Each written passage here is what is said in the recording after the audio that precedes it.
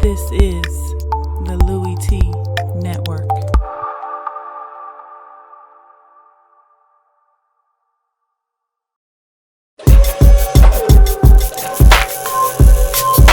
Louie Tee Live. Who else could it be but me, your man, Louie Tee? Welcome to Louie Tee Live. Live and in color. Don't diss the man because I bum rush your mother. Listen to what I'm saying. I'm for real. I'm not playing. Louie Tee is the man. Hit your knees and start praying. What's good with y'all tonight, man? Wednesday night. The precursor to the final episode of Louie Tee Live for the season. And I'm excited. And I'm going to tell you what. Let me be honest with y'all. Brutally honest with y'all. Your man did not come prepared for the show tonight. Okay? Let me say that first and foremost. All right. There's no rookie wall. I didn't do a picks video. All right, look, let me explain myself before y'all say, man, what the hell are you doing? It's Christmas time, man. I'm one of those procrastinators, and let me let you in on a little something here. Let me give you a little insight as to who I am. Just because I'm off of work doesn't mean I'm being productive with my day, okay? I spend my day doing things that I want to do. And sometimes what you want to do and what you need to do are two different things. So today I went to the gym twice. Why? Because I could. Or should I say because I can, man. So I went to the gym twice. I went to the mall, went to a couple of stores, had a nice day. Spent some time with the family. It was great. Then I looked up and I said, hey, you got work to do, man. You got a show to plan. You need to go prep. And what did I do? I got on the phone and started running my mouth with one of my friends from back in the day. Back in the days when I was young, I'm not a kid anymore. But some days I sit and wish I was a kid again. And next thing you know, it's 7 o'clock. Well, hell, you haven't done any pre-production work. So let's get to it. Then you look up, it's 8 o'clock. You haven't done the rookie wall. You haven't done the picks. What the hell have you done? I had myself a good day. That's what I did, man. I had a good day, man. Today was a good day. Ooh, ooh. Today was a good day. But in any event, it doesn't matter. Because you know why? Because I can do that. So what I'm going to do is, we're not going to have a rookie wall today. As I just told you, I don't have one prepared for you. But I can tell you this much. Some rookies balled out. As a matter of fact, let's jump into, I don't know, talking about the rookie wall. So let's do that. Let's jump into what the rookies did last week. And I'm going to tell you what. There are some guys, and we're going to look at the list from last week. And I'm going to tell you what. Just looking at the guys that are on the rookie wall right now and guys that are trying to get on. Hunter Henry, who was an honorable. Let's start with the honorable mentions. Hunter Henry caught another touchdown pass, man. This guy is impressive. I'm telling you right now. He's going to slide right into those OG 85 shoes and fit him well in San Diego. He continues to be a menace in the red zone. Phillip Rivers is looking for him, and he's making plays. Joey Bosa, another sack on the season for him. Now he's got 7.5, and I'm not sure, don't quote me on this, that might lead all rookies in the National Football League. So Bosa coming on. He's going to throw his hat in the discussion for Defensive Rookie of the Season, and he just might get it. Remember, he missed the first 3 or 4 games of the season due to the holdout and not being in condition and ready to go, and he's still leading all rookies in sacks. There's something to be said about that. Ezekiel Elliott, Dak Prescott, let's get to the guys who were actually on the wall last week. They put another performance up. Ezekiel Elliott over 100 yards yet again. Dak Prescott damn near didn't throw an incompletion against the Buccaneers. He was damn near flawless in that game. So, you know, those boys are still balling out in Big D. Michael Thomas, back off the injury, catches a touchdown pass. But then again, who didn't catch a touchdown versus the Arizona Cardinals? The Saints put up 48. So Michael Thomas back in the fold. Tyreek Hill, another touchdown for him, a 62-yard rushing touchdown. So this guy's doing it all. He's running, he's catching, and he's returning kicks. This guy's a menace. He scored again. Jordan Howard, another good performance for him in the loss to the Green Bay Packers. 90 yards, a touchdown. He's playing good football. If he had more carries, he would have went over 100 again. Again, the second best back among the rookies in this class. Carson Wentz, solid performance. once again in a position to take his team down the field to win late. Unlike last week versus the Redskins, he was able to actually get his team into the end zone, but wasn't able to convert the 2-point conversion. They lose by 1 in Baltimore. And Deion Jones, Leonard Floyd, those guys continue to play solid football, helping their teams win in convincing fashions. Leonard Floyd, of course, they lost in Chicago, but Deion Jones, blowout victory at home versus the San Francisco 49ers. So Jalen Ramsey, guy that wasn't on honorable mention or on the wall, he balled. Okay, this was by far, in a way, his best week of his rookie season. Picked off the Texans quarterback, Brock Osweiler. Of course, he got benched after that pick. Also, had a huge pass breakup in the end zone versus Nuke. Had about 3 or 4 of them on the day. Was aggressive, made some tackles. He was outstanding in that game versus the Houston Texans. And so had I done a rookie wall, he would have probably been honorable mention and really creeping close to getting his name on the rookie wall this week. So that's the rookie wall for this week, essentially, man. Guys went out and performed. I told you it's getting tough. This race, it's going to be interesting to see how this wall shapes up next week on the season finale as these guys are really jockeying for space on the rookie wall. So from that point, we're going to move on into Looky and take that look around the National Football League in week number 15. Looky, I got hooky. Look at me. Look at me. Look at me. Look at me. All right, so let's get to some of your comments, man. Before we move on, it's going to be a fast-paced show tonight, as you can see. Like I said, your man came ill-prepared for the show tonight, and it's all good. We still going to run through this thing. Real Facts, hashtag Still the Nation says, happy holidays, man. Everybody watching. Hey, likewise, man. It's the most wonderful time of the year.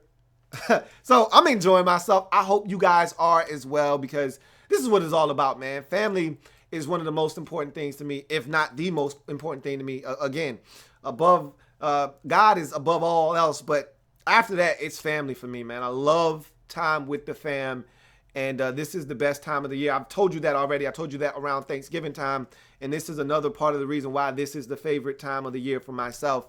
So happy holidays to everyone, and enjoy the festivities, enjoy the family, and all of the things that go with this time of the year. That being said, the Blackout Bunny says, what's up? What's up? What's good, man? What's good? Good to see you, man. Good to see you, Black. Eduardo O'Neill says, looking forward to this final 2 weeks of whooping you in picks and seeing the Lions clinch a playoff spot. Hey, man, y'all got some work to do. I'm going to tell you what, Eduardo, you got some work to do, bruh. You lose these final 2 games, and you're not getting in the playoffs. And you could very well lose these final 2 games. So we're going to see. And as far as whooping me in these picks, watch your mouth, man.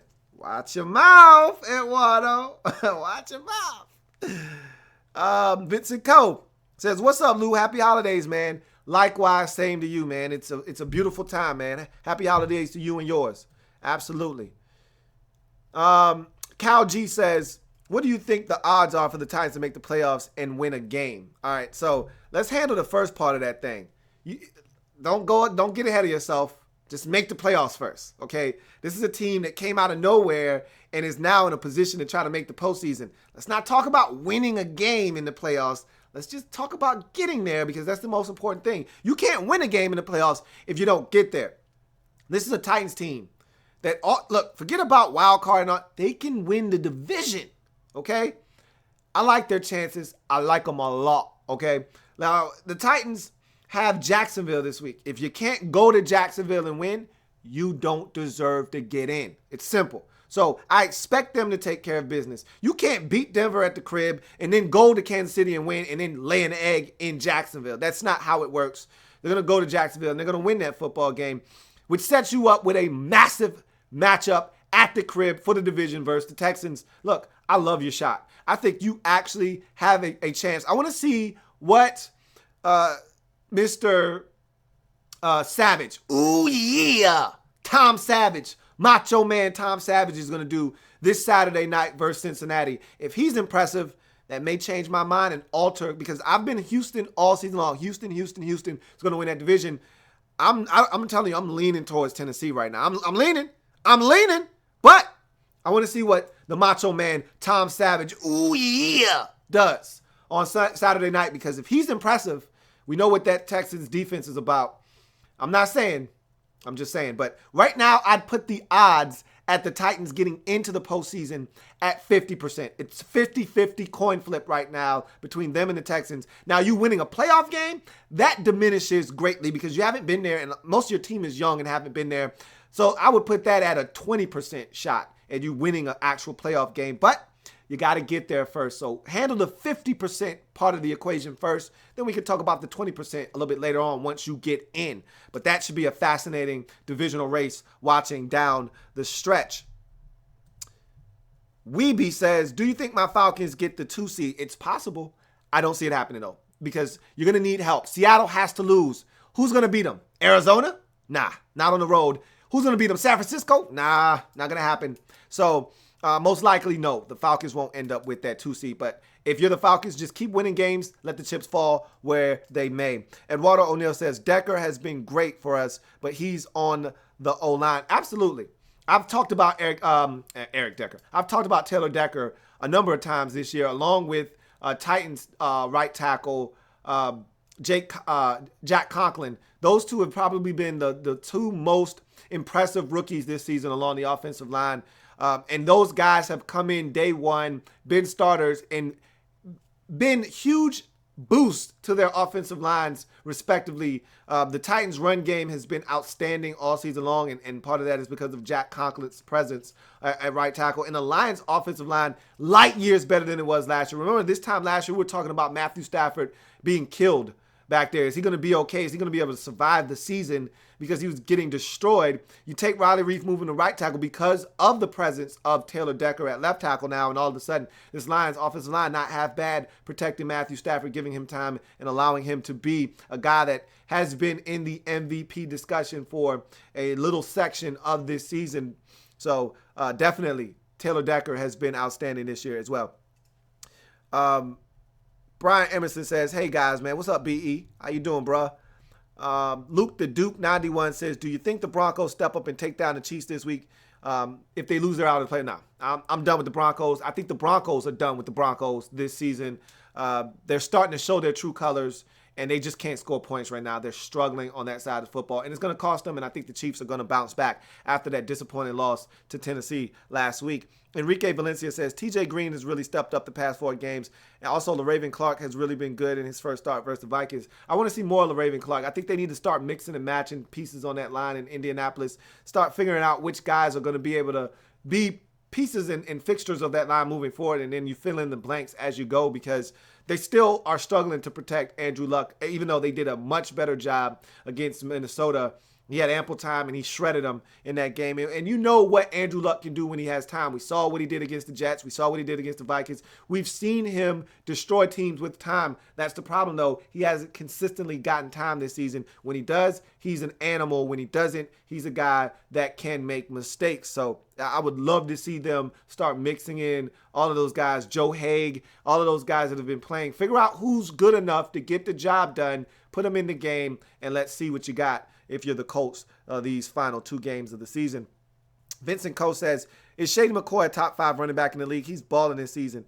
Is this his best season? No, this is not his best season, but he is still one of the 5 best backs in the league, I believe. He can catch it out of the backfield. He can run it. He's so shifty and dynamic. He's one of those guys that if he gets loose, hard to catch him from behind because he's got speed. I'd say he's a top 5 back still in this league, definitely. Brian Emerson says 6-10 last week, 11-5 this week. Back in the upper room. This was an easy week. I told you that last week, that this was a cupcake, soft, easy, drugstore, cotton, soft week. And everyone should be in the upper room. No one should be bragging about, I'm pissed off because I didn't do what I said I was going to do. So, and we'll talk about that when we get there. Black Al Bundy says, what's up with Free Gola, bro? She be looking nice. I don't know what's going on with her. I haven't seen her in quite some time. Matter of fact, I haven't seen her since last year this time. I think we did a video after the year was over, so I haven't seen her in about a year. So I don't know what's going on with her, but I told her that y'all were feeling her. So she knows that y'all know that y'all was looking at her. So But no, I don't know what's going on with her, man. You're a funny dude, though. BE says, happy holidays, Lou, man. Hey, happy holidays to you and yours, BE, no doubt. Eduardo O'Neill says, can we clinch before playing on Monday with the Skins and the Bucks loss plus a Falcons win? Or can we just win and the Bucks lose? In order for you to get in the playoffs, you would need a number of things to happen. You would probably, and we'll discuss that. We'll discuss that when we get to Ticket to the Dance. Save that for a little bit later on. We'll definitely talk about all the teams and what they need to get in. And so we'll see. Most likely, the Lions will not be able to clinch before playing a game on Monday because you could still lose that game. And I don't think there's a scenario where you can lose and clinch a spot because you'll still be in a position where, or I take that back, because if the Redskins, like you said, lose on Saturday and the Buccaneers lose, I think they would both be at 7 losses, which would put them in a position where they can only have, for the Redskins, that would put them in a position where they could only have a maximum of 8 wins, which wouldn't be good enough to be better than the Lions. And for the Bucks, I think they would lose a tiebreaker with the Lions if they were both to end up 9-7. So, yeah, I think you might be able to do some damage with a loss by both the Skins and the Bucks. But we'll see. We'll see. We'll examine that when we get there. Eduardo O'Neill also says, also, it's all about the game and how you play it. Triple H. Absolutely. Absolutely. I couldn't agree with you more. It's all about the game. I know what you mean. Eduardo O'Neill says, Lions fans have been waiting for this game on Monday night since they got screwed. Well, I'm going to tell you right now, it's going to be a big game. A lot on the line for both teams. We're going to see how you show up and how you respond to some adversity, because a lot of people are looking at the Lions and saying, hey, you might be the one that doesn't make it. So if you want to make a statement, you want to send a statement to the rest of the league that it's not us. Somebody might not make it, but it's not us. Go win on Monday night versus the Cowboys. I don't see it happening, but go make that statement. HBF Calcium says, what seed are the Steelers going to be in, and will the Ravens make the playoffs? We'll talk about that and more when we get to Ticket to the Dance. Bossaholic says that NFC Pro Bowl D will be blitzing. You know, they ain't blitzing. They ain't hitting nobody in the Pro Bowl, man. Ain't nobody trying to get hurt. But I know you got some boys in there. You excited about that. BE says, just submitted my Week 16 picks. Okay. They should be there, and we'll check those out. And also, Jay Orion says, do you think the Dolphins can beat the Bills on Saturday? We'll talk about that. Eagle Speed is a nerd says, what are your thoughts on check 1212? Guess who? Mohamed Sanu. He's actually been a great addition to the Atlanta Falcons. Better than what I thought. You know, I stand corrected because I didn't think he would have that big of an impact. But I'll tell you this much. They've had so many guys step up that he's just been a guy that has stepped up this year. But make no mistake about it, he's been an impact player for them this season, has Mohamed Sanu. So that was a good pickup by the Falcons in the offseason. But so was the likes of Aldrick Robinson. And I don't know, he might have been there last year, but so was Aldrick Robinson. So was Taylor Gabriel. These were all big pickups. But the biggest one was Alex Mack, because the offensive line has been solidified. And the thing that Matt Ryan didn't have last year, he's got it this year, and that's time to throw the football. And you see how much more effective he's been. BE says DJ is the best running back in the league. He's up there. If he's not 1, he's 2. If he's not 2, he's 3. There's no one better than him after Le'Veon Bell and I'd have to say it's those 2 guys right now. So I think it's 1, 2. You put them in whatever order you like, and then you hate to throw a rookie in there, but Ezekiel Elliott's just been outstanding this year. But I don't know if you throw him in there you don't throw him ahead of those 2 for sure. I'm not even sure if you put him in ahead of guys who have done it for such a long time, like a Shady McCoy. But Zeke Elliott is in that discussion as well. Bossaholic says, your Redskins had me fooled picking them, man. Let me get that Thursday night football win back, LOL. Hey, look, man. They got us all, man. I think most of us picked the Redskins to win that game, and they let us down, man. You know I was disappointed. So you speak for all of us when you say that they let you down. They let all of us down, no doubt. Vincent Coe says, how the hell Melvin Gordon not making the Pro Bowl because of his injury? Maybe, but you know the Pro Bowl is it's a contest, and it's a popularity contest. Okay, it's people being voted in off of their name. And Melvin Gordon's name just isn't known right now. So, you know, to us, these diehard fans and guys who follow the league closely and gals that follow the league closely, you know who Melvin Gordon the third is. But for people that don't watch San Diego Chargers football, who don't follow the league as closely, they don't know his name. They know the names of Le'Veon Bell and all of the big name running backs and DeMarco Murray and guys like that. They don't know who Melvin Gordon is, so they're not going to vote for him. And, you know, that's how it goes. RG3 hashtag smoking that 3 says, do you see us beating the Steelers or the Chargers? No, I don't see you getting a win this year. Sorry. You had your chances. I will say this. The Chargers game is very intriguing to me. I actually paused for a millisecond, and then I put down the Chargers on my sheet.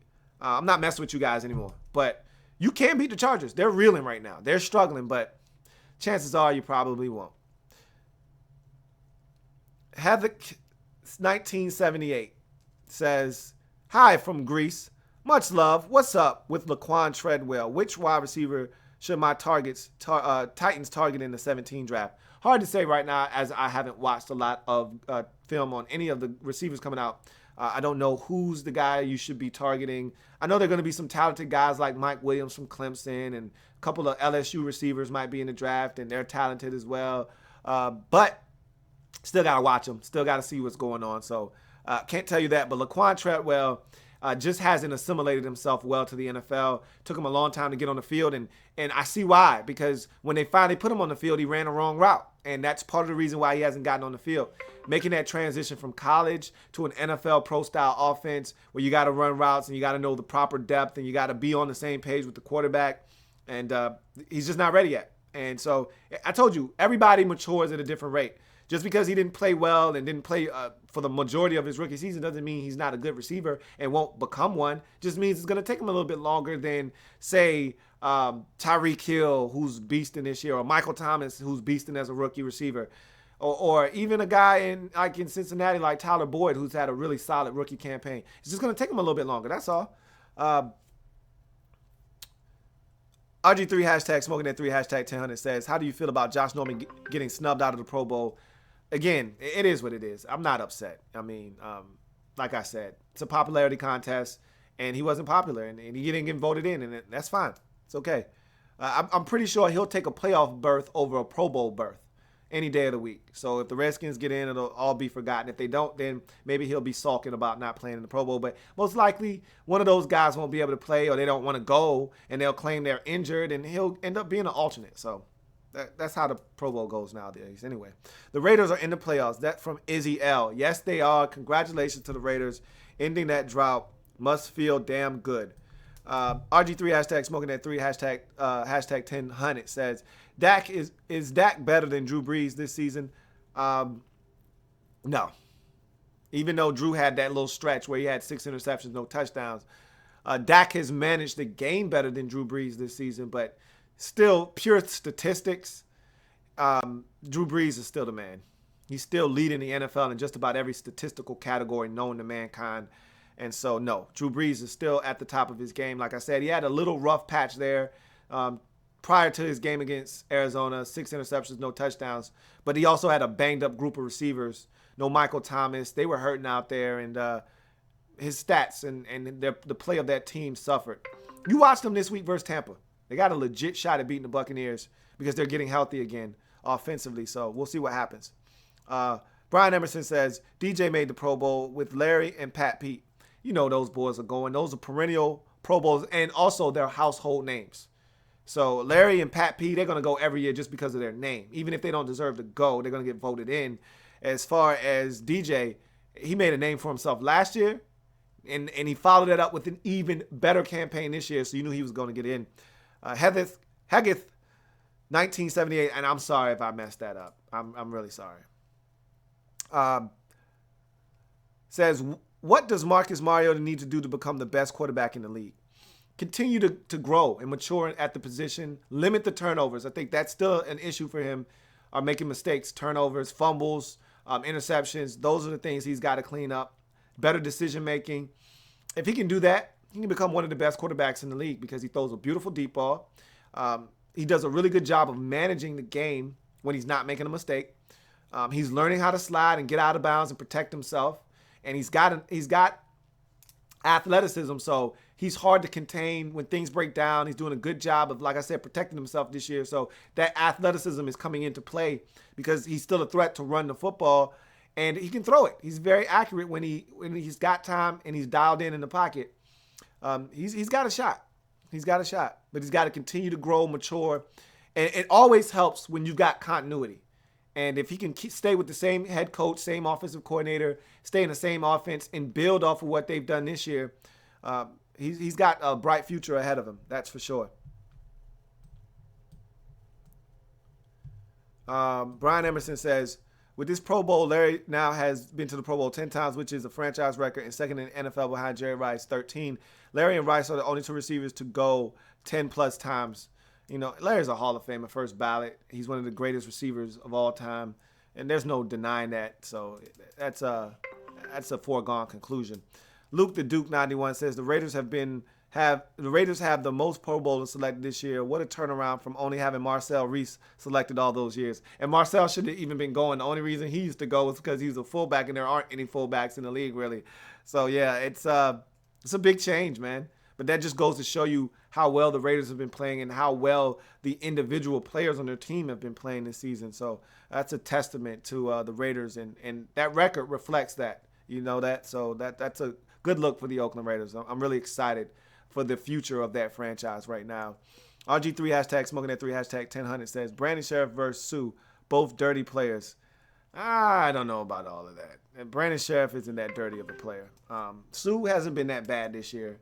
I think he's starting to try to change his image a little bit. I mean, he's still Ndamukong Suh, don't get me wrong, but I don't think they're as bad. I put Vontaze Burfict in front of both of those dudes. Izzy L says, do you think Derek Carr should be the MVP this year? He was on a pace to be the MVP before the finger injury. I don't think he's going to get it now. I think they're going to find a way to give it to Tom Brady now. And the way Brady's playing, if they finish out the season with these last two victories over the Jets and Dolphins, and Brady plays well, I could see them giving it to Tom Brady just to stick it to the NFL and Roger Goodell. Eduardo O'Neill says, as a Lions fan, you have to accept the fact that Week 17 will be flexed to Sunday night for the division. Expect the worst from the refs. That's possible. That's possible. All you can do is try to win on Saturday or Monday night, and hope that the Packers don't get it done versus the Vikings in Week 16, and then it won't come down to the division. So put yourself in a position to not make that game count by winning on Monday versus the Cowboys on the road. It's going to be tough, and you're going to already know. Everyone's game will have been in the books except yours by Monday night, so you'll already know what's at stake by the time that game kicks off. So, yes, that game is getting flexed. If the Lions lose, like everyone expects them to, or even if they don't and they win and the Packers win as well, that game is getting flexed to Monday night or Sunday Night Football. Absolutely. You're absolutely right. HBF Calcium says, what do you think is going to happen to D'Angelo Williams this season, then next year? The Steelers love holding on to veterans, so I don't see him going anywhere right now, but he's got to stay healthy. That's always been the knock on him is staying healthy. He's still productive. We've seen that over the last 2 years. When healthy, he's productive still. So I think the Steelers like the fact, but they're going to have to draft a young back. And we'll see what they decide to do and what kind of resources they divulge to that position. If they spend they won't spend a first because they got Le'Veon Bell. If they spend a third-round pick on the back, that could spell trouble for D'Angelo Williams, but he's still going to be one of the top 3 backs on your roster. I don't see anybody else, Fitzgerald Toussaint, supplanting him as the third best back or, the next most reliable guy on the roster. So he'll be back for at least one more season, I think, in Pittsburgh. We'll see what happens, though, in terms of how many backs they add to the roster. If they draft 2 backs, they know he's not going to be around. If they draft 1, he's still got a shot if he's healthy to be on that Pittsburgh Steelers roster. The Cubone, what's going on, Cubone? He says, what's going on, Lou? Which team has impressed you the most this season, and who has disappointed you the most this season? The Tennessee Titans have impressed me the most. I had no idea that they would be this good this fast. They told me they were going to come with a power run game, protect Marcus Mariota better, and play a little bit of defense. And I said, that's cool. It sounds good. Let's see if that's what you actually go out and execute and do. Well, they've done that and then some, And that's so impressive what they've been able to do. Just the last 2 weeks itself has been ultra impressive by the Tennessee Titans. So for me, that's the most impressive team along with the Oakland Raiders. I thought the Raiders would be competitive this year. I didn't think they would have a chance to compete for the number 1 seed in the AFC and have already clinched a playoff berth by week 15. I didn't think they would be that good this season. So that's another surprise for me. Those two teams stick out like a sore thumb. Also, obviously, the Dallas Cowboys. And I don't want to go off on all of these surprise teams, but who thought the Cowboys would be one of the best teams in the entire league, not just the NFC conference, but in the entire league? And who thought that a combination of a rookie quarterback and running back could do as much damage as Dak Prescott and Ezekiel Elliott has done this season? And not to mention, we've all been killing the Cowboys defense. They're not half bad. Okay, so those are the 3 teams that stick out for me as surprises in a good way. The teams that have disappointed me and been a surprise to me this season, I didn't think the Jacksonville Jaguars were going to be good. So that's not a big surprise to me. I thought the Indianapolis Colts were going to be a lot better than what they were. They're really disappointing to me because I thought they were going to come back and take this division away from the Texans and the Titans and everyone else that was in this division. I thought they were going to be the alpha males in that division. And the lack of consistency in Indy has been so frustrating this season. The Packers and their struggles early on in the season, that's a big surprise to me. I thought the Packers would have already wrapped up this division by now and be playing for seeding at this point. But to me, the biggest disappointment this season, clearly the 2 teams that played in the NFC Championship game last season, the Carolina Panthers and the Arizona Cardinals. Whether it's injuries, whether it's just bad football, these 2 teams, for one reason or another, they just didn't live up to the expectations put on them because of what they did last season. Neither one of these teams are going to make the playoffs this year, and that's crazy. And we got a situation where neither one of the Super Bowl teams probably aren't going to make the playoffs, and that's hasn't happened in quite some time. I knew Denver wasn't going to make it. I thought they were after the start to the season, but at the beginning of the season, I didn't think Denver was going to be any good, and now they're starting to kind of round into the form that I thought they would have had starting out the season. They actually surprised a lot of us and played good football early on, but this is who I thought they were, a good defensive team, but they weren't going to be able to score a bunch of points, and now we're starting to see that come to form. But as far as the Panthers and the Cardinals are concerned, to me, those are the 2 teams that stand out. You could throw Indy in there because I had high expectations for Indy. You may not have, but I did. And those are the teams that I really look at and say, man, they've been really disappointing this season.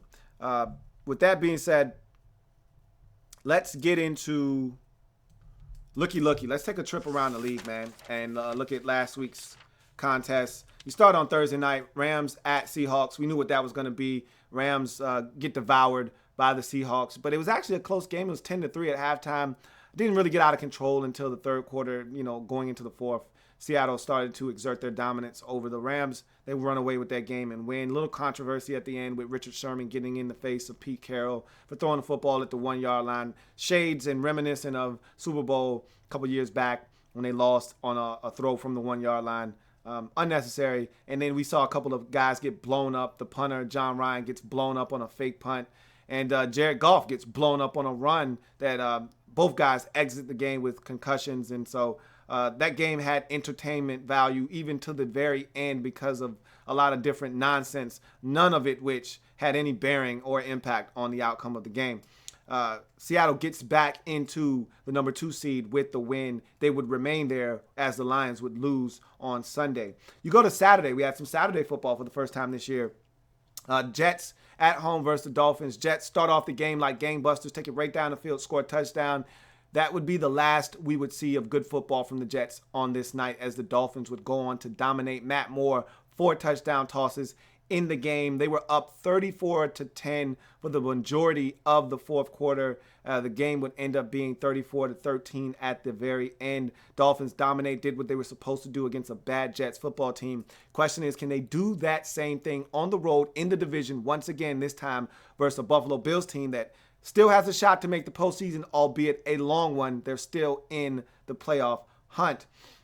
Buffalo at home versus Cleveland. Slow start to the Bills in this game against the Browns, but they ultimately run away from them, literally run away from them, and Shady McCoy had another outstanding contest, as well as Tyrod Taylor and Mike Gillespie all chipping in, helping the Bills run away from the Cleveland Browns in this game, 33-13. Browns now 0-14 on the season, knocking on the door of infamy as they look to avoid becoming the second team since the 16-game schedule to go 0-16. Bills get to 7-7, back to 500 on the season, and keep their playoff hopes alive, albeit faint ones. It's still hope right now.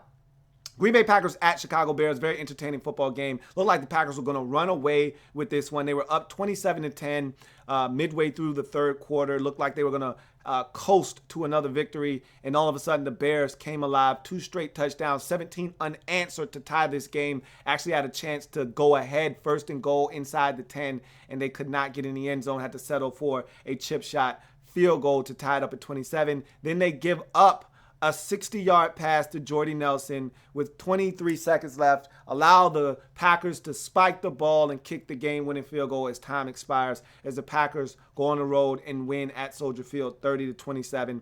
They're now in as the 6th seed if the playoffs were to start today. We'll see what happens. They've got their eyes on a much bigger prize, however. They win out. They win the NFC North, do the Green Bay Packers. So they're right there where they want to be, and they've now gotten themselves in a position that if they don't get a berth via the NFC North division and clinching the division, they might still be able to get in as a wild card in any event.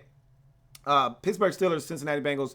Talk about a team starting off rather slow in a game. That was the Pittsburgh Steelers over the weekend. They got off to a really slow start. They were down 20-6 at one point in this game to the Cincinnati Bengals before field goaling them to death and finally getting a touchdown at the end to give them the lead and ultimately help them win this game 24-20. It was not pretty, but it was gritty and a W on the road. When you got to find a way to win late in the season, that's how you do it, whether it's 5 field goals and finally getting in the end zone with the touchdown, or 6 field goals, I believe it was, on the day for Chris Boswell. Whether you got to kick 6 field goals until you can finally get in the end zone with a touchdown or not, they got it done, and they win the game 24-20. You look at the Kansas City Chiefs, and the Tennessee Titans. What a ball game this was. Chiefs jump out to a 14-0 lead. They will ultimately lead 17-3 before giving up 12 fourth quarter points, outscored 12-0 in the fourth quarter, including a game-winning 51-yard field goal from Ryan Suckup in frigid temperatures in Kansas City after missing the first one, but having Andy Reid call a timeout. He kicks it again. He ties his shoes up tighter, kicks it again, and nails it as time expires as the Titans come from behind on the road and gets an improbable victory to go to 8-6 and remain tied atop the AFC South with the Houston Texans, who had a little bit of danger and drama of their own at home versus Jacksonville, speaking of which. And with that loss, the Chiefs fall from the 2 seed in the AFC all the way down to the 5 seed. We know how big of a loss that was. We'll talk about that when we get to the ticket to the dance.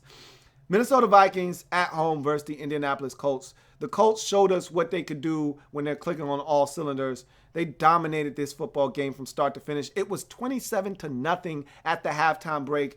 They were all over the Vikings. Vikings had no answer for anything the Colts did. Frank Gore, they didn't have an answer for Andrew Luck.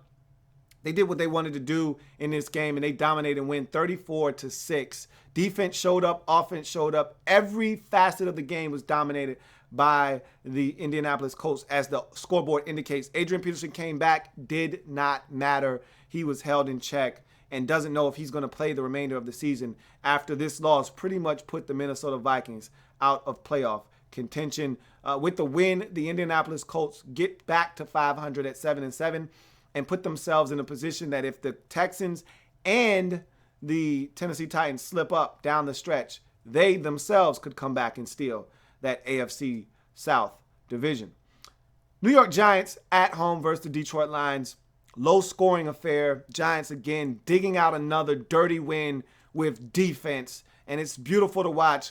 They've got the blueprint now, and they actually added in a little extra element the run game in this football game. And if they can get that going, coupled with Odell Beckham Jr. and his ability to be a dynamic playmaker, whether it's on punt returns or catching the football as a receiver, this could be a dangerous squad if they can take a little bit of pressure off of Eli Manning by running the football. They did that in this game. They found a way to win, and they gutted out another W, did the Giants, getting a win over the Detroit Lions, getting to 10-4, and basically all but assuring that they're going to be in the playoffs, whether they win the division, which it doesn't look likely now with the Cowboys winning on Sunday night, or getting in as a wild card, which looks very likely the 5th seed in the NFC playoffs. Either way, this Giants team looks poised to make a run in the postseason with that formula of playing defense and potentially maybe having a little semblance of a run game. Lions, with the loss, drop out of the number 2 slot in the NFC playoffs down to the number 4 slot, not down to the number 3 slot. So they go from 2 to 3, 2 to 4. Okay, allow the Seattle Seahawks to take the 2 seed, allow the Atlanta Falcons to also leapfrog them in the NFC playoff race. And so now they're down to the 4 seed.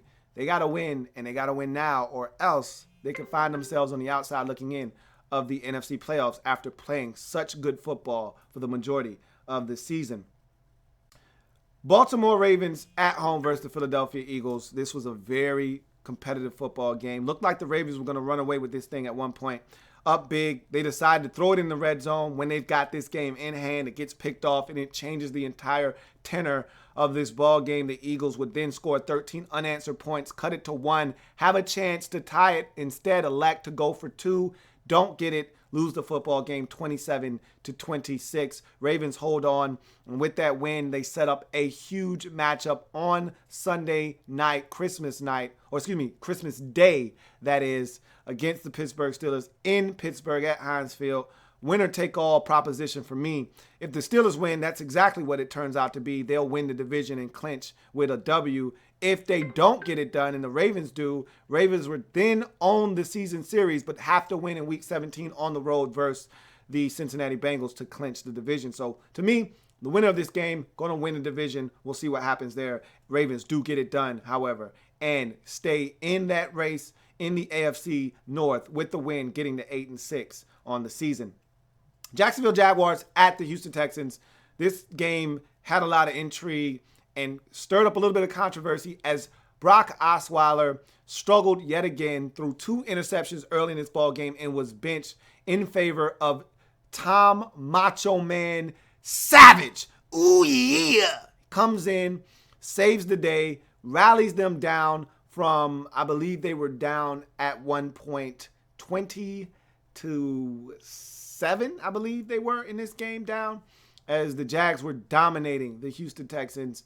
And Tom Savage comes in, rallies the troops, and helps them win, eke out a victory 21-20 versus the Jacksonville Jaguars, avoiding a loss of epic proportions. That would have been an epic fail on the part of the Texans to lose at home to the Jacksonville Jaguars, especially with the Titans having the result that they had later on in the day.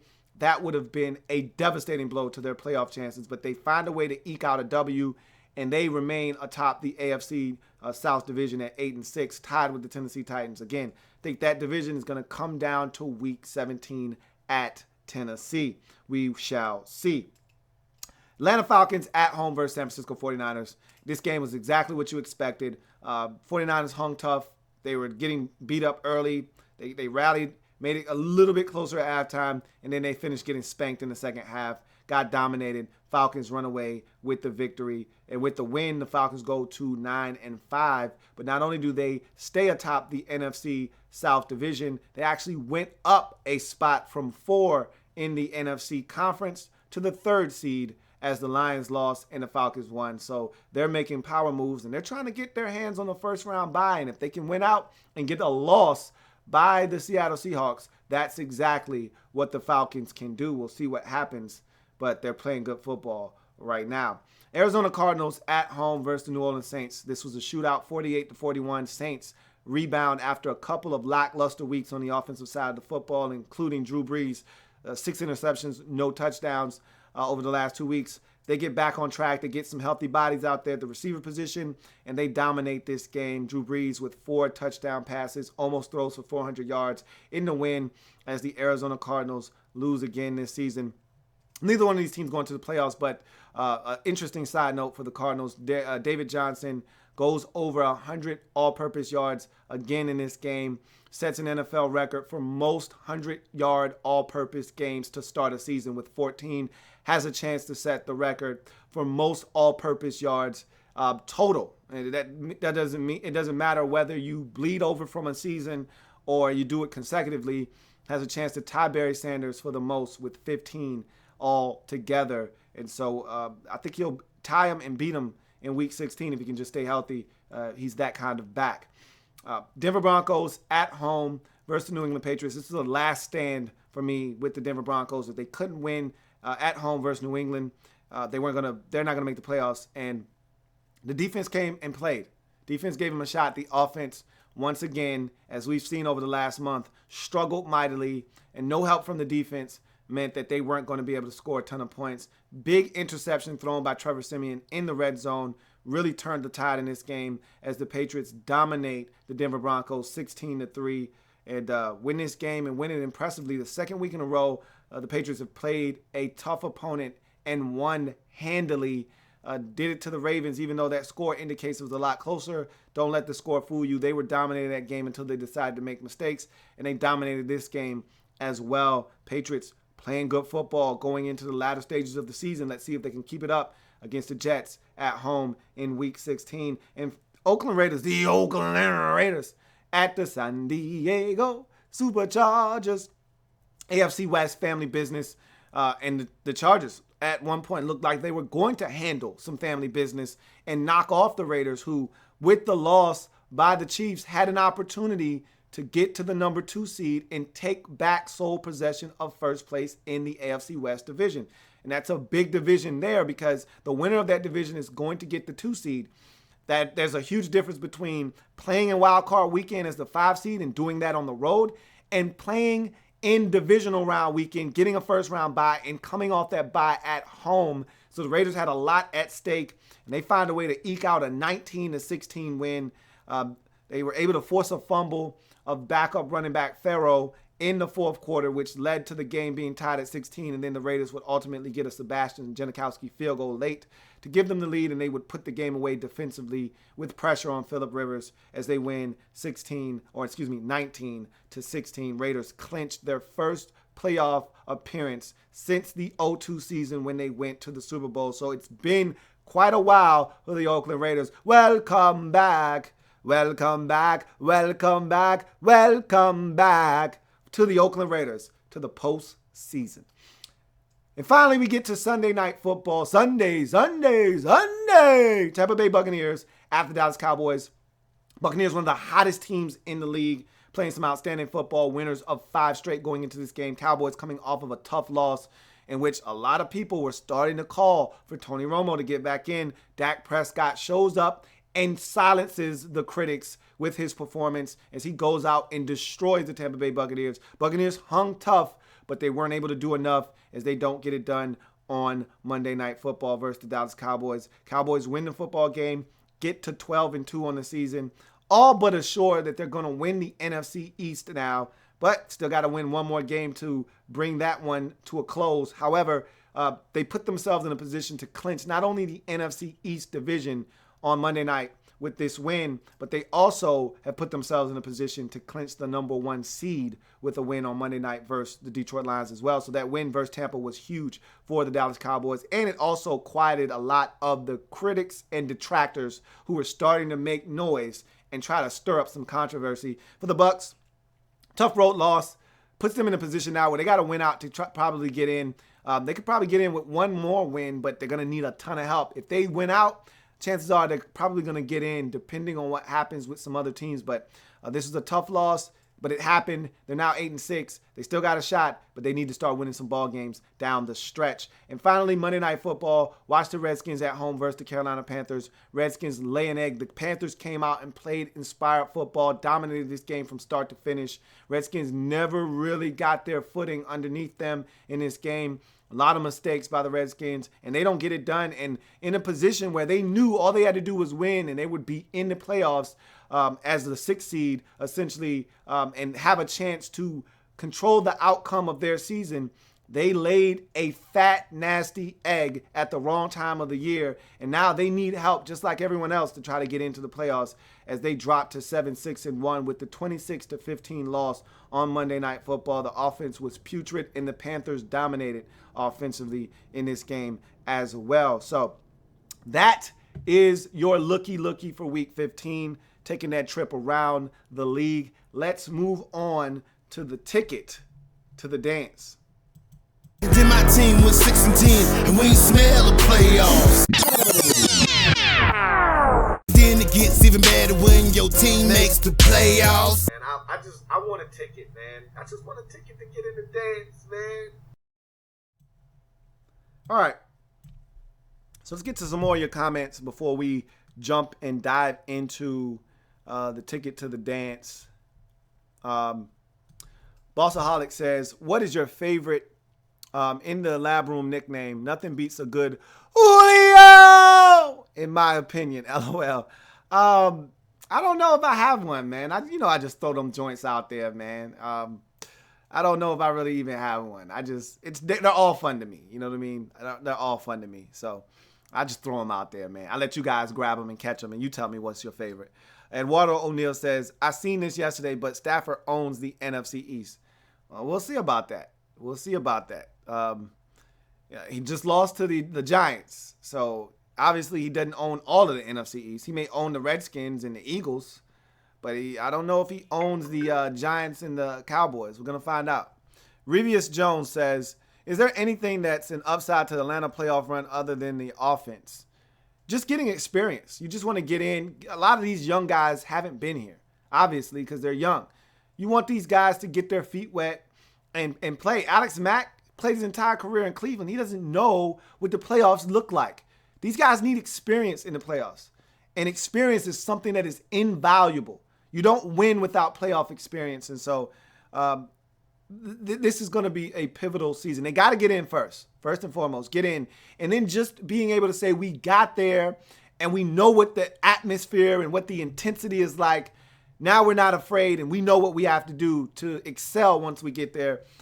That's the biggest thing. Obviously, your defense leaves a lot to be desired, and the special teams doesn't really help you much. Even though I love your kicker, you just want to get there, get that experience. That's the biggest thing.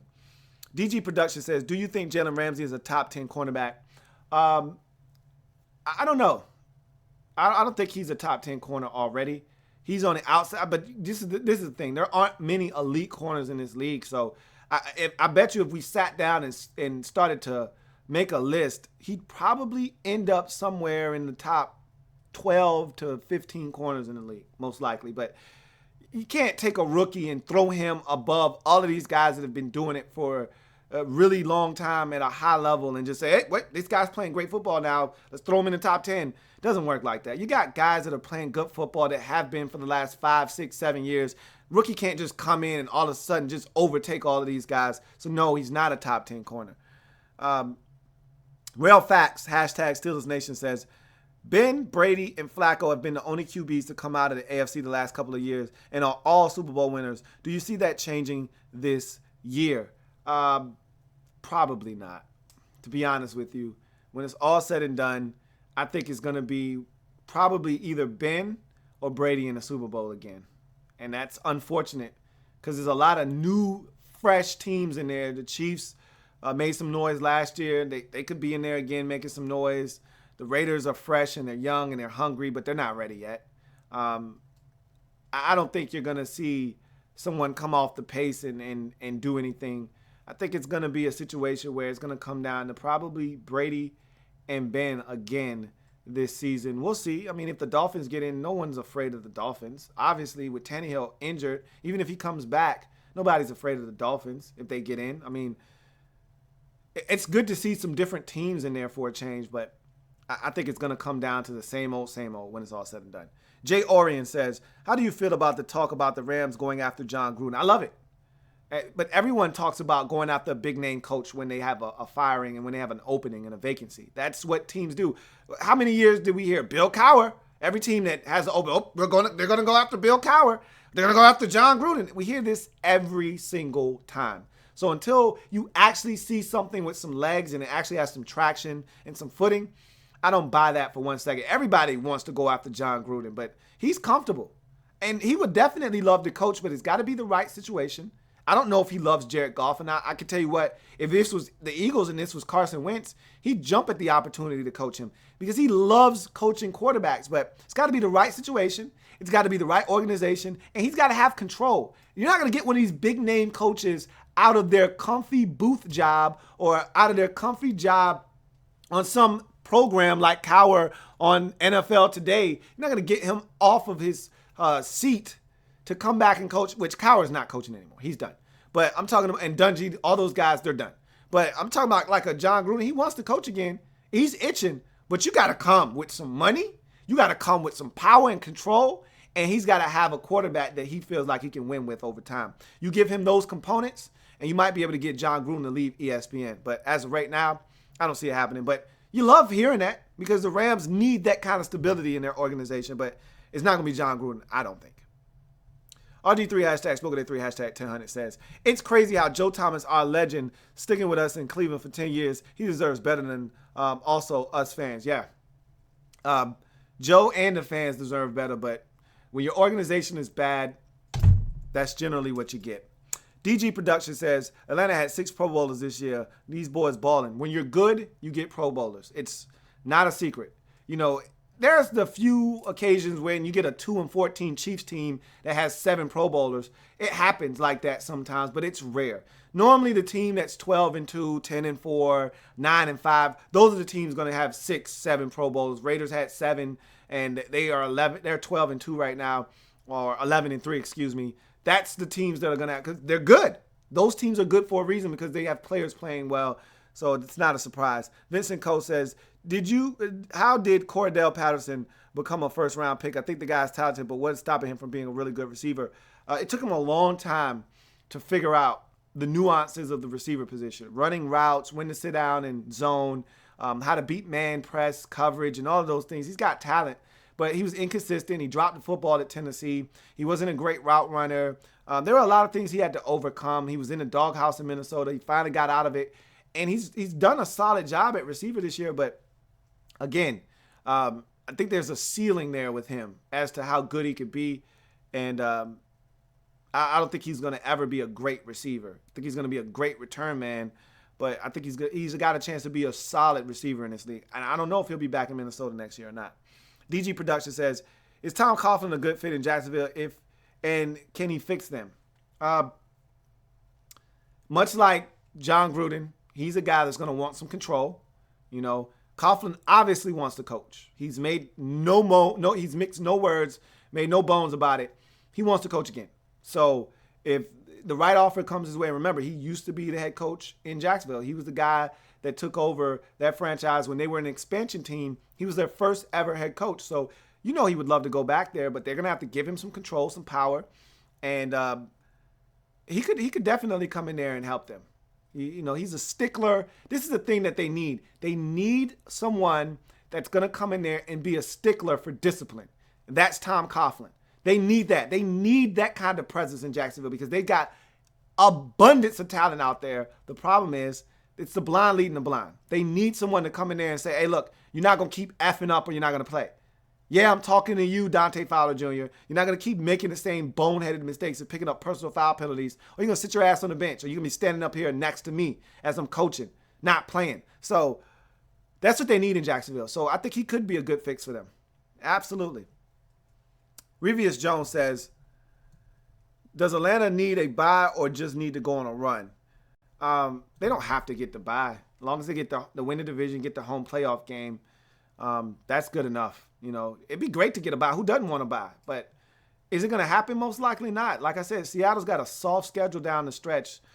Highly unlikely that they're going to lose a game. So just go on a run. Just get hot. You just play 2 cupcake teams, which is perfect to set you up to go on a nice run to finish out the season. Now you got some toughies inside the division. Win them. Go on a 4-game winning streak to close out the season. I believe you didn't win prior. I think you lost to the Chiefs going into the 2 games against the Rams and the 49ers. Win these last 2 against the Panthers and the Saints, and then see where the chips fall as far as seeding is concerned. But you'll win the division if you win the final 2. That's for sure. And then just go into the playoffs, playing hot football, winners of 4 straight, and see what happens. Sergio Pinto Tapia says, it's about time you see how Joe Barry has made no good changes to our defense. Yeah, it's not that I was ever firm believer in Joe Barry. I just felt like our defense wasn't good. We didn't have players. But he could do more with what we've had, and he hasn't. And I'm convinced that he's not the right man for the job. RG3 hashtag smoking that 3 hashtag 1000 says, what's up with Jordan Reed throwing hands at Kurt Coleman with an injured shoulder? He wanted to get put out of the game. He wanted to go. And that was his way of getting out. He didn't want to just leave the game with an injury. So that was his way of leaving. He didn't want to play anymore though. DG Production says, I think we just need a run. We don't want our offense to go cold. Then again, injuries are stacking up. Anytime you can get some rest, you get it. I hear people talk about the hot team and not wanting to be on a bye, and you want to be the team that's playing and playing well and yada, yada, yada. Look, the easiest way to the Super Bowl is having a bye and then coming off that bye and playing a home game. So miss me with I don't want to go on a bye. How many times have the Patriots been to the Super Bowl? They always have a first-round bye. That's the easiest path because you have to play one less game. And when you come off of that bye, you're at home, which gives you a much better chance of winning than being on the road. So, but with that being said, you're probably not going to get that. So just finish out the season strong and then see what happens. Andre Mogul says, what up, Lou? What's going on, Dre? He said, I watched the recap of your Monday Night Football overtime, and you had me rolling. Yeah, man, it was a rough one. It was a rough night, but I had to laugh. Like I said, I had to laugh to keep from crying, man, because it was a tough one. I mean, of course, I'm being facetious. I wasn't gonna cry. You know what I mean? My days of crying over football games are over, man. But look.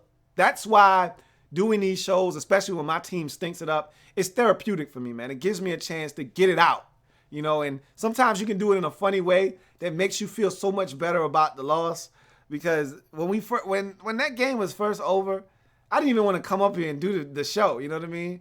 But I'm a pro's pro. I said, man, stop your nonsense. Jump up here, do what you're supposed to do, get it over with, and it ended up being fun. So, and it made me feel a lot better about the loss. It didn't make me feel good about it, but it made me feel better about the loss than I did, 2 hours prior when the game was over and we stunk it up. So, and Walter O'Neal says, if the Redskins make the wild card, who would you rather face, the South or the North winner? Makes me I just want to get in. I could care less, but styles make fights. I'd much rather face the Lions if they were the winners of the North, because we should have beat them the first time, and I'm not afraid to go to Detroit and have another crack at them. I want no part of the Packers. If they win the division, I'd want no part of the Green Bay Packers. I'd much rather take my chance with the Falcons rather than the Packers. So that's essentially how I would break it down. If it's the Lions, give me the Lions. If it's the Packers, I want the Falcons. Simple as that. I don't want any part of the Green Bay Packers in Lambeau. No, I'm good. I much rather play inside. So you're talking Atlanta or Detroit. I much rather play inside because we have a passing offense. I told you we're a finesse football team. So we need controlled climate so we can throw the football and have success. You put us outside, it's cold. We're a soft football team. There's no way we're going to be able to win in Lambeau this time of the year. The meme crusading Dolphin says, will Trey Flowers, Patriots defensive end, get 10 plus sacks before the end of the season? It is a possibility. He's been a bright spot for them this year. And I saw it in the preseason. I said, man, Trey Flowers is balling. And I liked him. If you go back and watch my draft breakdown of the Patriots 2 years ago when they drafted him out of Arkansas, I said, man, this is a really good pick. And if they develop Trey Flowers, he could be something for him. And voila, what do you know? He's developed and he's starting to ball, and they've got themselves a hell of a football player in Trey Flowers. It's very possible that he ends up with double-digit sacks before this season is over. We'll see what happens. Playing the Dolphins once more and playing the Jets, they got a rookie quarterback or I keep calling him a rookie. He's a second-year guy in Bryce Petty, but he's making his 4th career start. He's essentially a rookie. I can see him getting a sack or 2 in this game, so it's very possible for Trey Flowers to end up with double-digit sacks this season. HBF Calcium says, what position should the Steelers draft in the first round? When should a quarterback be drafted? Those are both really good questions that I don't have the answer to right now. I will say this. If they like a guy in the first round and he's there, you take him. No questions asked. Ben's not getting any younger. And the beauty of it is Ben's still got another 2 or 3 years left in him. That guy can sit and watch and learn from one of the best ever. And he should hopefully have a chance to make that transition. But most likely the Steelers aren't going to do that. They're going to wait till the 2nd or the 3rd or the 4th round. Again, it's all about finding a guy you like. Just know this. The longer you wait to draft a quarterback, the less likely he's going to be a franchise quarterback. So if you like a guy in the 1st or the 2nd, you need to take him. Because if you wait to the 3rd or the 4th round, your chances of finding Russell Wilson, slim to none. Your chances of finding Kirk Cousins, slim to none. You look around the league at all the good quarterbacks, these teams that are vying for playoff spots, and most likely what you're going to find is a bunch of first-round quarterbacks. Okay? You're not going to find a bunch of Tom Brady's. You're not going to find a bunch of Russell Wilson's. You're going to find a bunch of first-round picks. Alex Smith, number 1 overall. Matthew Stafford, number 1 overall. Aaron Rodgers, first-round pick. Ben Roethlisberger, first-round pick. You're not going to look around and find Joe Flacco, first-round pick. You're not going to look around and find a bunch of late-round guys. So you need to take one as soon as you can. Matt Ryan, first-round pick. You know, these guys that are in the playoffs, you're not going to find a bunch of them. Eli Manning, first-round pick. Number 1 overall at that. So don't think you're going to find a bunch of these. Dak Prescott is an outlier. Kirk Cousins is an outlier. Russell Wilson is an outlier. Tom Brady, outlier. You're not going to find a bunch of those dudes. Derek Carr, 2nd round pick, but damn near a 1st round pick. And it would have been a 1st round pick if his last name wasn't Carr. So there you have that. Revius Jones says, does Deshaun Golson have upside behind Keanu Neal or Ricardo Allen? No. You don't want him on the field if you don't have to put him on the field. Trust me, he was a Redskin last year. Izzy L says, do you think the 49ers release Kaepernick or should they fire Chip Kelly? Chip's not going anywhere as far as I'm concerned.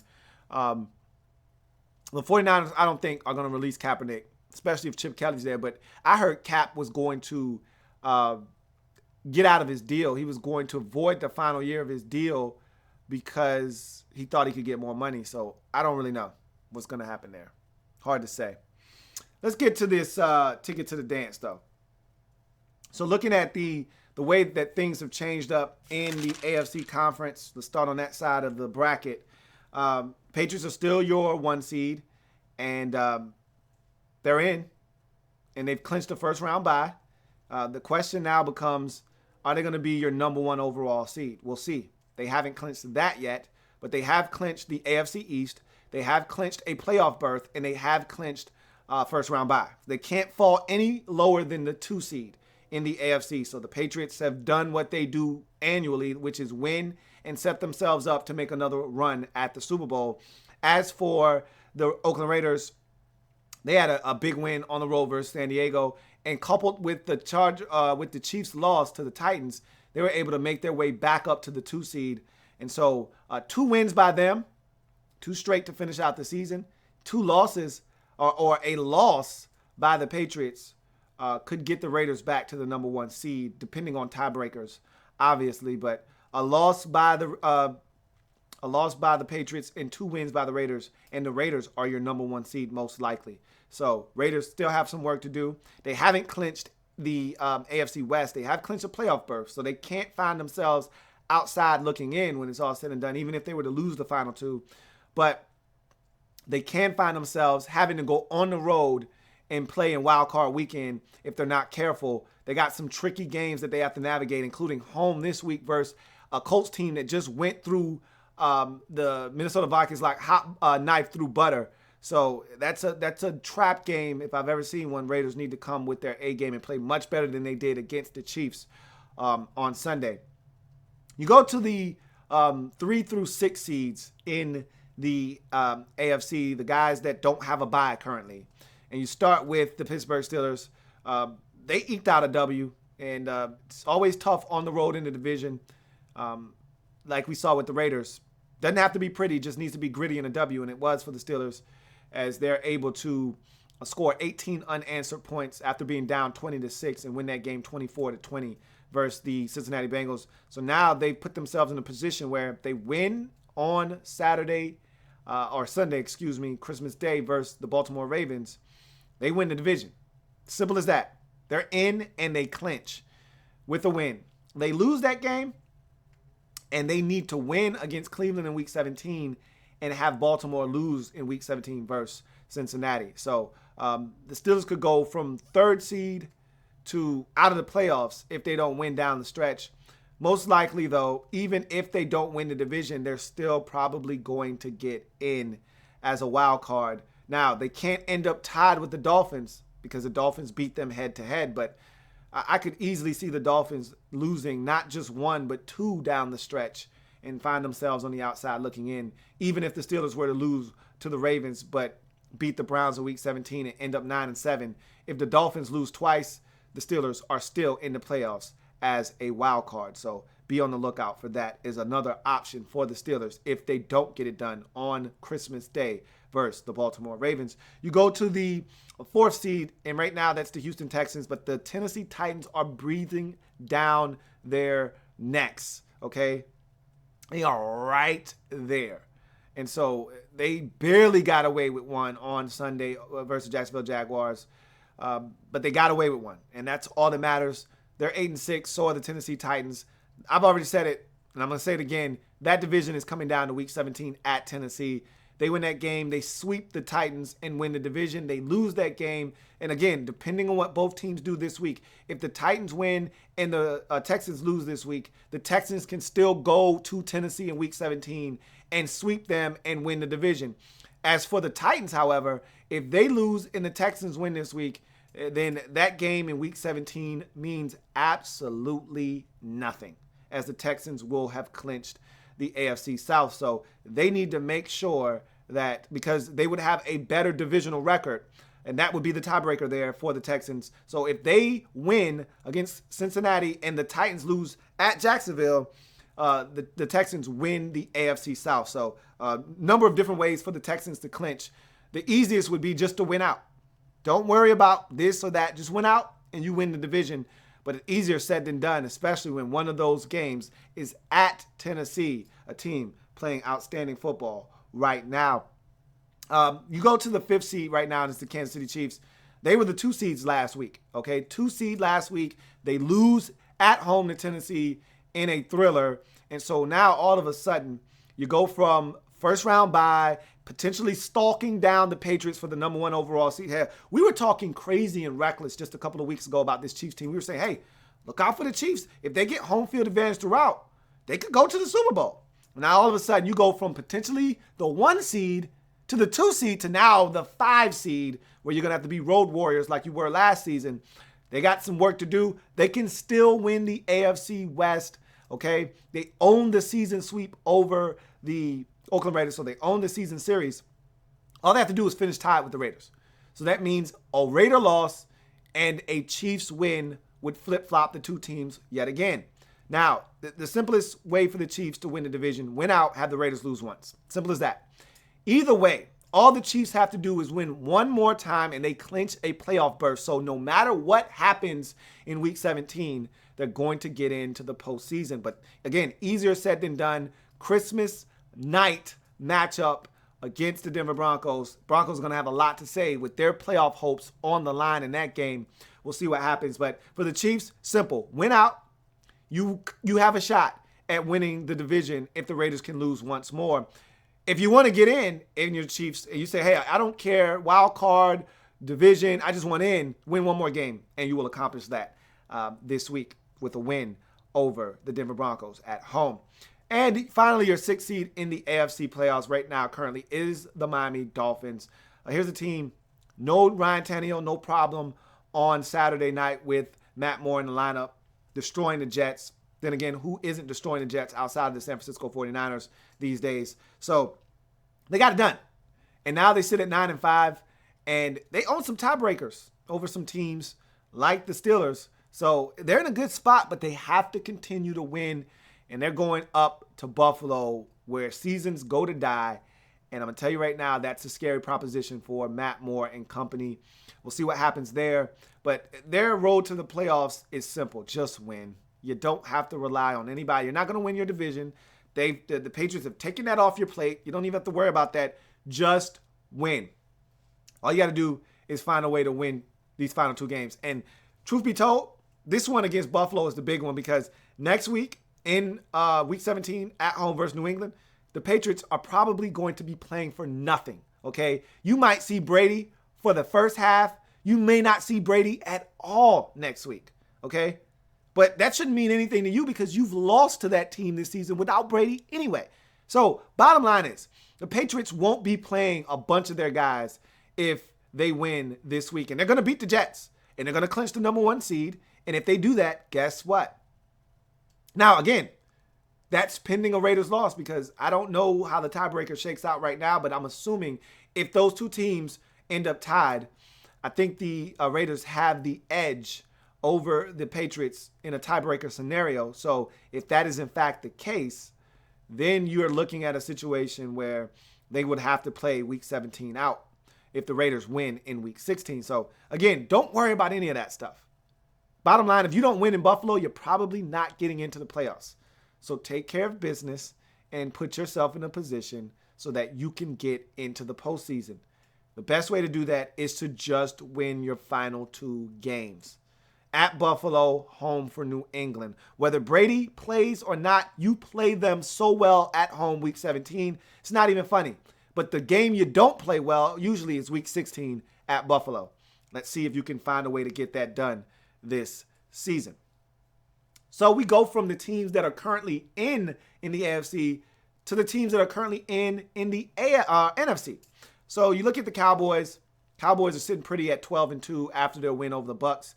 They simply just need to win on Monday night to lock everything up worth having in the NFC playoffs. A win on Monday versus Detroit gives them the NFC East, the number 1 seed in the NFC playoffs, and it's all she wrote. The road to the Super Bowl goes through Big D in the NFC with a win on Monday. It's really simple for them. They lose that game, they can still win the division with a win in Week 17 versus the Eagles.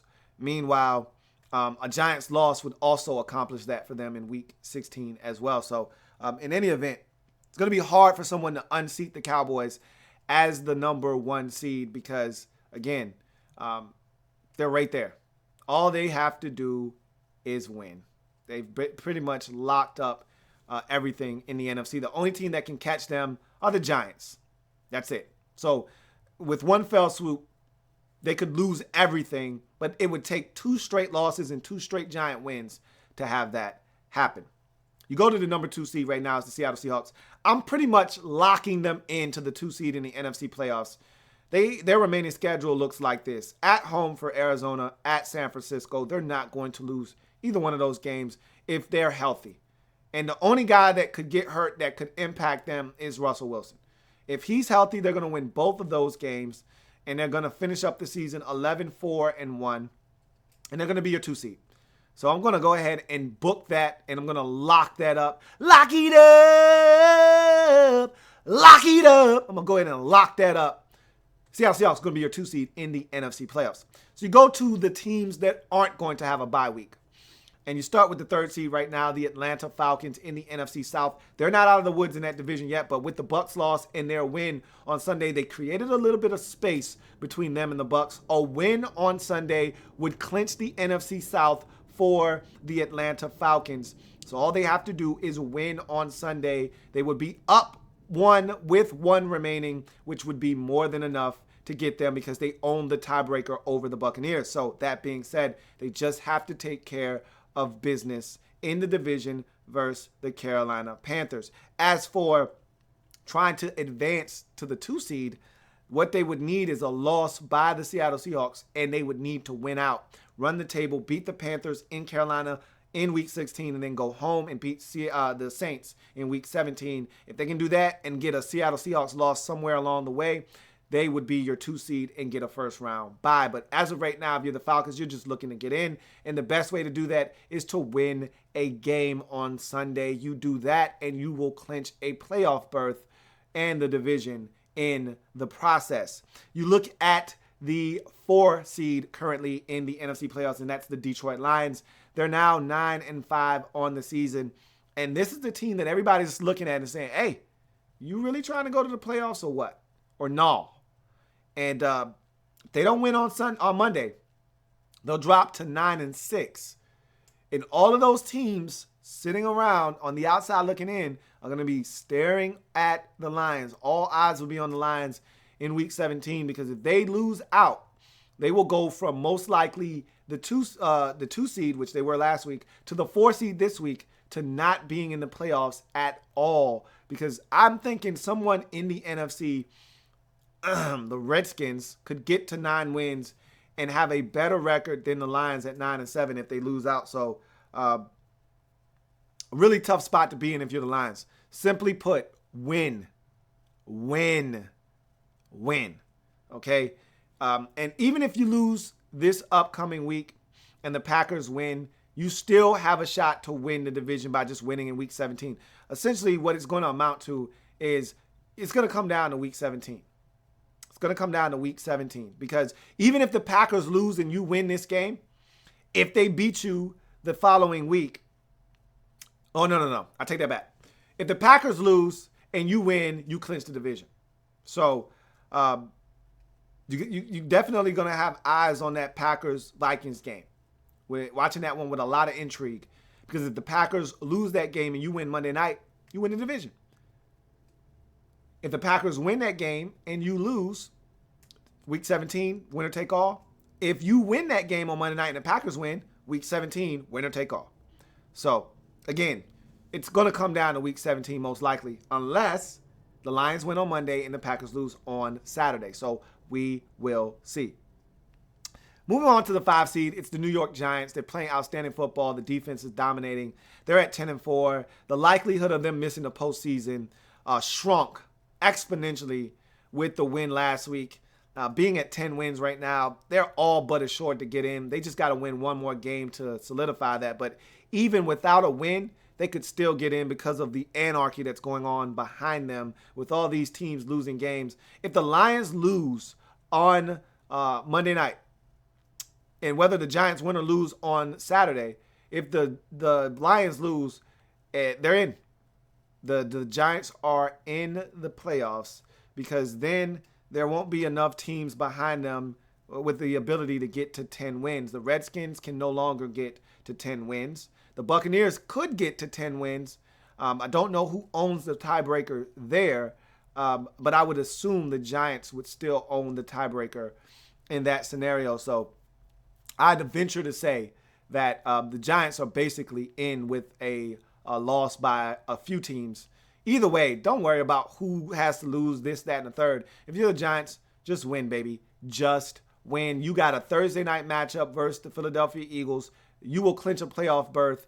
And not only clinch a playoff berth, you will put the pressure on the Cowboys to have to win on Monday night with a win on Thursday. You take care of business on Thursday night versus the Eagles, and now the Cowboys feel the pressure of knowing you're right there a game behind them. With a loss, you will be right there on their heels. So you know what's at stake. Take care of business if you're the Giants. And you could easily find yourself in a position to strike in Week 17 with a win and a Cowboys loss in Week 16. So let's see what happens.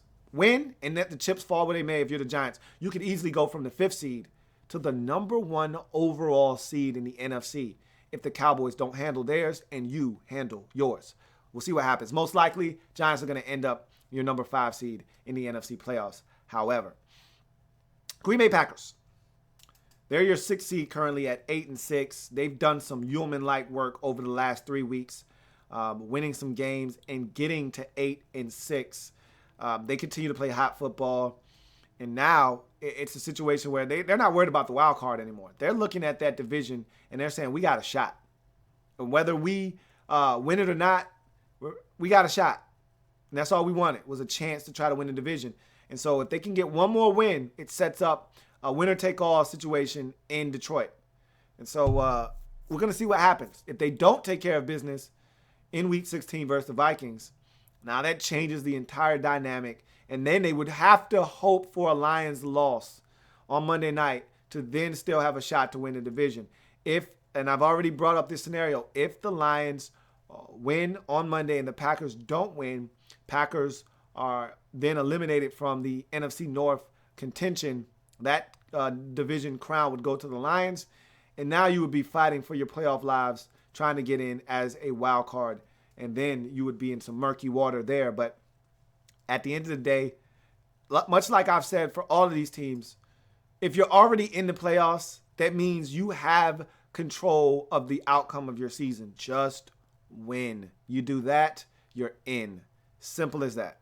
So with that being said, let's go from the teams that are in to the ones that are on the outside looking in, talking about those teams in the hunt.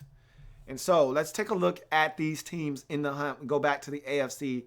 And the Ravens right now are your 7th seed. So the first team out would be the Dolphins. The first team in to take their place would be the Ravens as it's constructed right now. Again, remember, if those two teams end up with the same record, though, the Ravens lost to the Dolphins, or the Ravens beat the Dolphins, so they own the tiebreaker over the Dolphins. So again, remember, if those two teams end up with the same record, regardless of whether the Ravens win the AFC North or not, they could still get in. If the Dolphins lose their final two and the Ravens just win one out of their final two, the Ravens would get in as your 6th seed, again, pending what some of the other teams around the league do, i.e. the Texans, i.e. the Titans. Again, you'd have to see what those teams do because anything could happen. We could have another tie, and the Titans sitting at 9-6-1 could have a better record than the 9-7 Baltimore Ravens. So again, this thing could get wacky. We don't know what's going to happen. You can only assume. But right now, the Ravens, it's really simple for them. You win out, you win the AFC North, and you're in the playoffs. So I think I've said that about 8 or 9 times already. Win out, and you're in for some teams. That applies. And that not many teams can say that on the outside looking in. But the Ravens and the Titans are two of the few teams, and that's the next team that I'm about to reference, two of the few teams that they went out. And they're on the outside looking in now. But if they win out, they're in. And that's because they have a matchup left with the team leading the division that would give them an outside shot at taking that division away from that team. Speaking of which, the Tennessee Titans are your 8th seed right now. And much like the Ravens, they went out, they're in.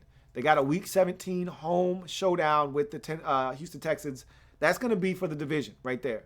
So you win. There's probably no way the Titans end up with a wild card because of the fact that either they're going to win out and win the division. If they lose a game and they fall to 9-7, let's say they win Week 16, lose Week 17, and they end up at 9-7, they can still get a wild card. It's possible, but you're going to need the Ravens to struggle and win and lose their final 2 games. You're going to need the Dolphins to lose their final 2 games.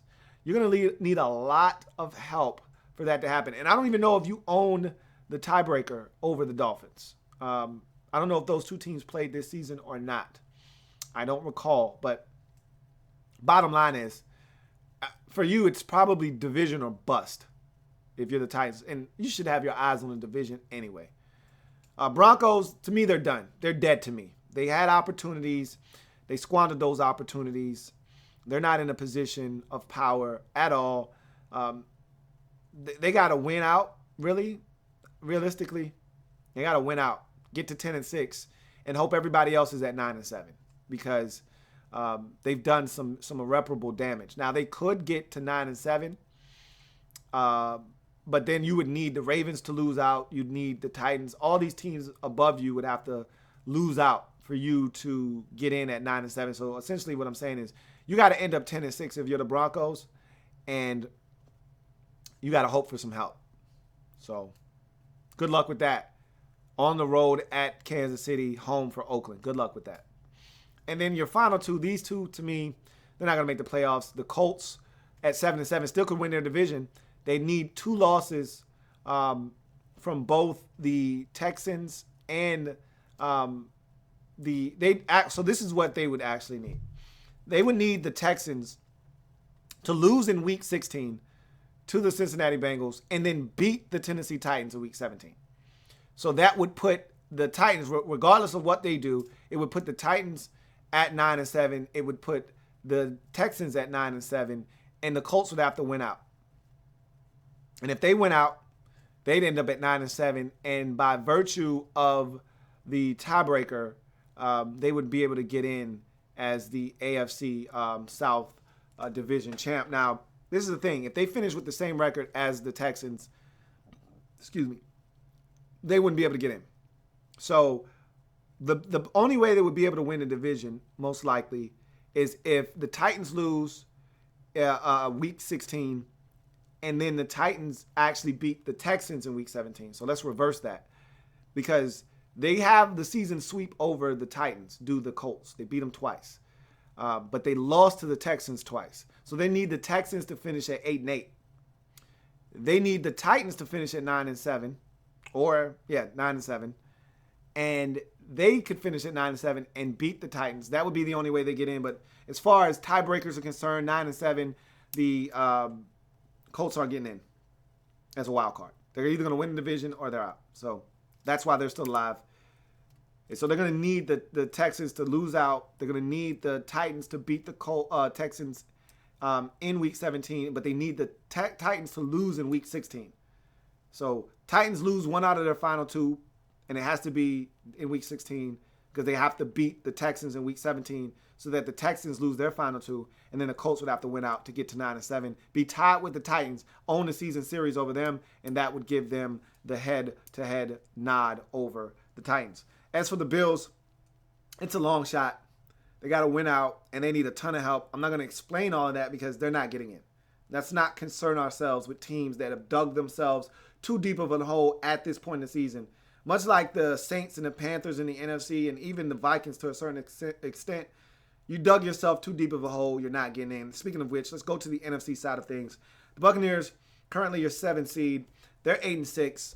And with a loss by the Packers and a win on Sunday, they're back in the playoffs as your 6th seed. Now, if the Packers win and they win again in week number 17 over the Lions, and the Bucs win out, they're in over the Detroit Lions. So for the Bucs, win out, you're going to need a little bit of help. But if you win out, you're going to have a shot to get in. As for if the Lions were to win, let's say the Packers win, and then the Lions beat the Packers in Week 17 and hold on to the division. Bucs, same thing applies. You win out, Packers lose one game, you're in. However, if you lose a game and the Packers lose a game, you're still out.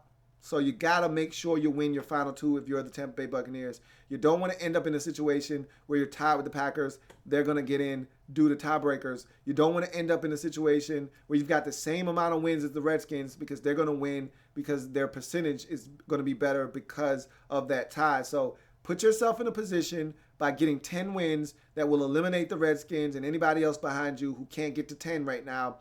Get to 10 and then see if you can get in that way. That's going to be your best bet if you're the Buccaneers. You have to win your final two games. If you don't, someone's going to have a better record than you, or someone's going to own the tiebreaker over you, and they're going to get in with 9 wins, and you're going to be on the outside looking in with 9 wins. Win both of your games, get to 10 wins, and you're probably going to get in if you're the Tampa Bay Buccaneers, because even if the Packers win out, then it means the Lions are going to end up with 9 wins if the Packers don't win, if the Lions don't win. Now, the wrench that could be thrown in your whole situation is if both the Lions and the Packers win in week number 16, and then the Packers go on and beat the Lions in week 17. The Lions would still have 10 wins. They'd still get in over you. So, again, put yourself in a position, though, with 10 wins to have a shot if you're the Tampa Bay Buccaneers. Simple as that. For the Redskins, they need a lot of help. And they put themselves in a position now where that tie is going to ultimately save them if they get in. But they put themselves in a really tough spot because they should have won on Monday. They didn't win on Monday. And now they need a ton of help. Their best way of getting in will be if the Lions lose out and the Buccaneers lose once more. So doesn't matter when the Buccaneers lose, they just need to lose once more, and the Lions have to lose their final 2 games. Redskins will then, and the Redskins, of course, have to win out. In every scenario, they have to win out. If the Redskins end up with 8 wins, the likelihood of them getting in is 0. Okay, they have to win out in every single scenario and get to 9-6-1. And because of that loss on Monday, they've put themselves in a position where they have 0 margin for error. A loss at Chicago, a loss the following week versus New York at home, and they're done. They went out. They're still going to need help, but the most plausible scenario for the Redskins is the Bucs lose 1 game and the Packers sweep the rest of their season and the Lions lose their final 2 games. If the Lions lose in week 16 and the Packers lose in week 16 and the Bucs lose in week 16, then the Redskins are sitting pretty with a golden opportunity to get back in. But again, you're asking for a lot to transpire in 1 week. If the Buccaneers lose and the Redskins win, the Redskins leapfrog the Buccaneers. If the Packers lose this week and the Redskins win, the Redskins would then leapfrog the Packers. But again, you're asking for a lot to transpire. Just win out if you're the Redskins and see what happens. For the Vikings, Saints, and Panthers, you've run out of chances, essentially. You're still mathematically alive, but so much would have to happen. Essentially, for the Vikings, Saints, and Panthers, everyone would have to lose out, and they would have to win out to get in. That's not going to happen. Essentially, the Saints, the Panthers, they need the Lions, they need the Packers to lose out. They need the Redskins to lose out. They need the Buccaneers to lose out for them to get in. And they need the Vikings to lose twice. So that's not going to happen.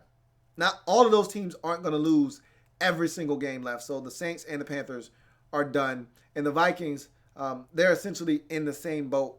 They need a lot of teams to lose. They don't need everyone to lose every game like the Saints and the Panthers do, but they need a ton of help. And it's not going to happen. It's not going to happen for the Vikings. They had opportunities.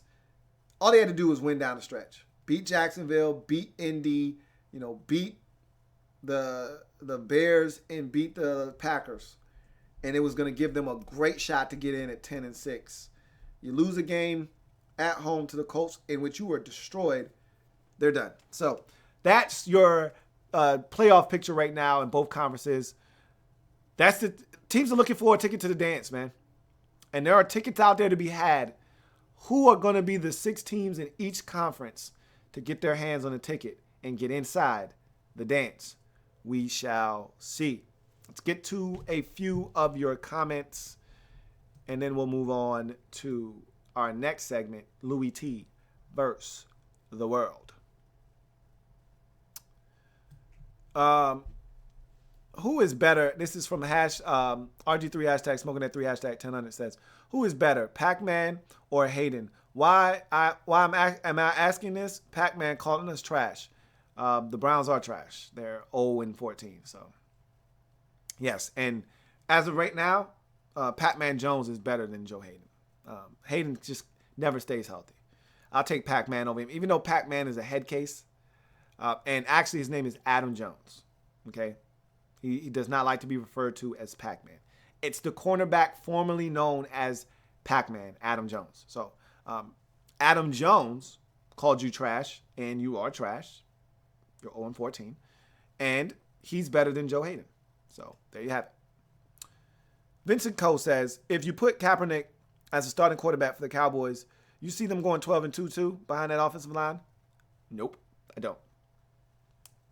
Dak Prescott has made some impressive plays, some impressive throws, and you have to be able to throw the football consistently in this league, make proper reads at some crucial points of football games. And I don't trust Colin Kaepernick to do that.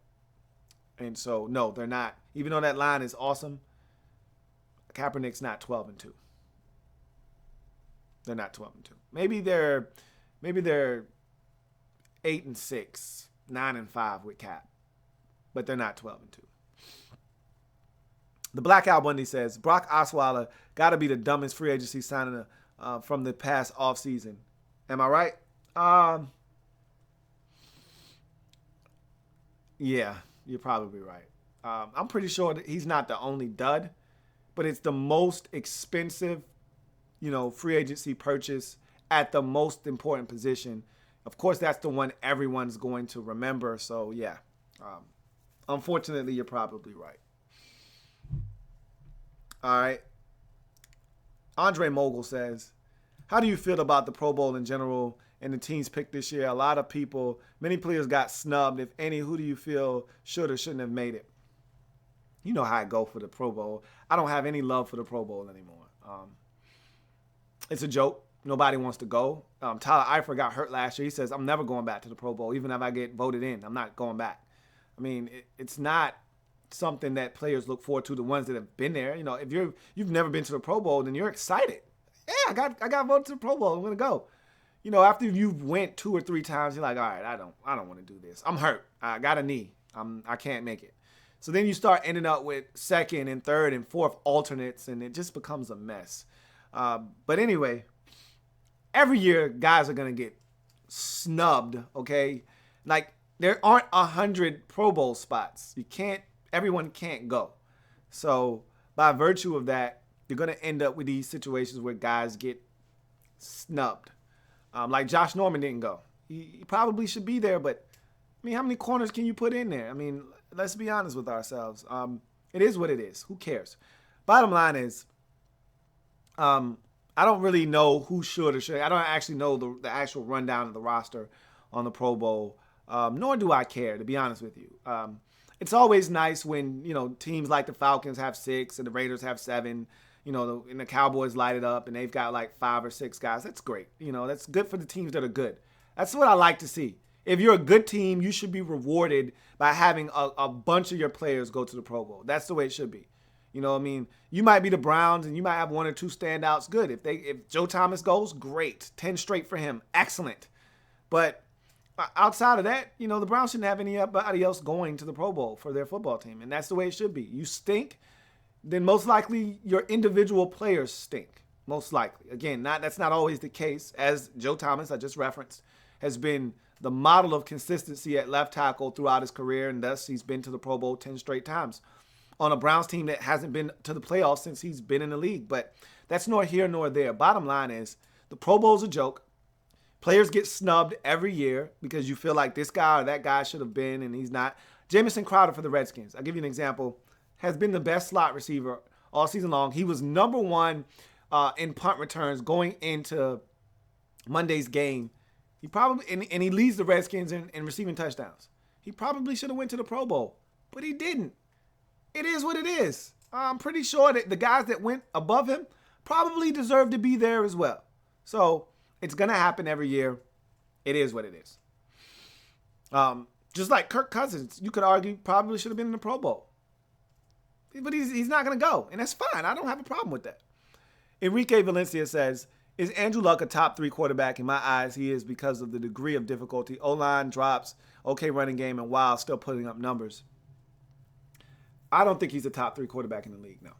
But not right now. He's got top 3 talent, but he's not a top 3 quarterback. And he's not for all of the reasons you just named. Like, you can't have guys dropping footballs. You can't have an O-line that gets you constantly beat up. You can't throw picks because of that offensive line and still be a top 3 quarterback in the league. You have to surround him with guys that can help him get the job done, and they haven't done a good job of doing that in Indy, and so no, he's not a top 3 quarterback right now. He's got top 3 talent. There's no debating that, but no, he's not playing at a top 3 level. DG Production says, who be making these fire tracks for you, and where can I find them? My man, I told you, my barber. Every year we do a new mix down. We call it a mix down every year for my show. And he's a rapper. My barber is also a rapper, and he's dope. His name is King Coop. And so he goes to the studio. He cuts me a new joint every year, and I'm grateful and blessed because of it, man. It makes my job a lot easier when I go looking for some music. All I got to do is go in the old archives. I could pull out one from 3 years ago, the one from 2 years ago, or the one this year, and get a little snippet from it. And that's what I did for the playoff joint. You know, I used a little cut from a couple years ago. I used the cut from this year and just blend them together, man. And so I'm blessed to have my barber, who's actually a really good rapper, be able to go to the studio and a dope producer too, man, and lay it down, you know, and bless me with a track every year. So between the producer, and his name escapes me, man, and he's a really good producer, and my barber, I get blessed with a fire track every year, man. So DJ Sham, that's his name. DJ Sham is the producer, and my man King Coop, my barber, blesses me, and so that I'm fortunate. Enrique Valencia says, only team that could get Gruden out of ESPN is probably the Colts because he loves Andrew Luck. Yep. I don't know if that's the only team, but that's one of those teams that if they gave him the power, the money, and the control that he's looking for, with Andrew Luck at quarterback, he'd probably jump out of his seat at ESPN and run and sign that contract. That's one of the few teams in the league where he likes the quarterback that much. Again, you'd have to give him a lot of autonomy, a lot of control, a lot of power, and you're going to have to break him off because he's comfortable at ESPN right now. But I agree with you, Enrique. That's one of the few teams on the short list of teams that could get John Gruden out of his seat at ESPN. New York Knicks says, do you think the Giants' offense will ever get going? I'm not sure. I did see some encouraging signs of the run game coming to life on Sunday versus the Lions. That was encouraging, but I think the defense is so good that they realize they don't have to take many risks offensively. So I don't know if you're ever going to see them really open it up and be explosive and dynamic offensively.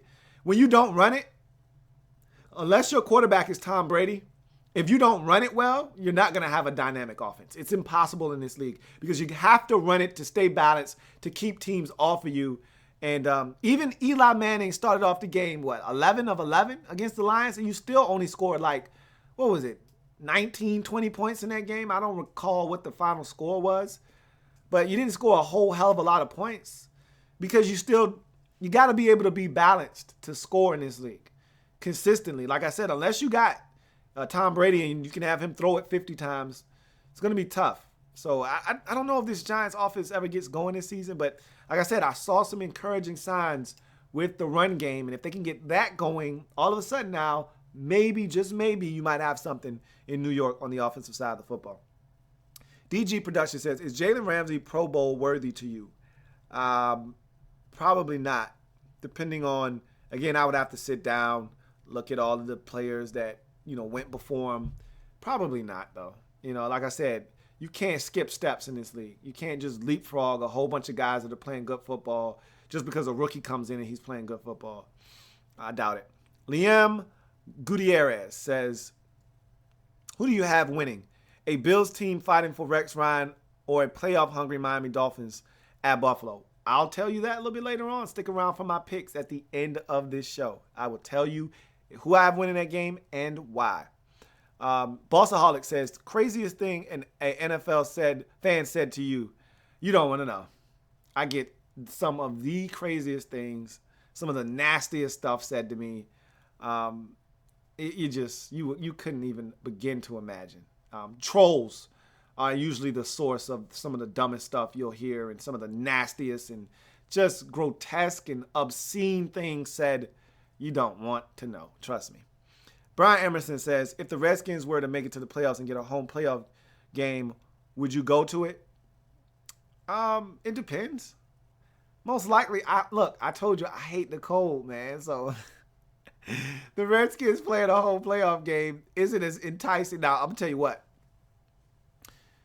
Eventually, I'm going to go to some of these games. Like, right now, I'm not a huge go-to-the-game guy. I've been to a couple, and the experience was okay. It wasn't great. It wasn't enough to make me say, man, I got to go and be in that environment. But the last time I went, I was so damn cold, I couldn't really enjoy the game I wanted to. The only good thing that came out of going to that game was I was so blessed to see my man Sean Taylor play.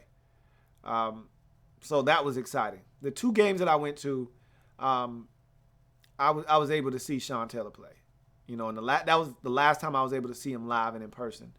And Tiki Barber actually ran for 200 yards on us in the final game of the season as the Redskins didn't make the playoffs yet again. So that was disappointing. But I haven't been to a game in quite some time, but it was cold as hell that night. So I don't know. Well, obviously, the Redskins can't get a home playoff game this season because they would have to win the division, and they can't do that.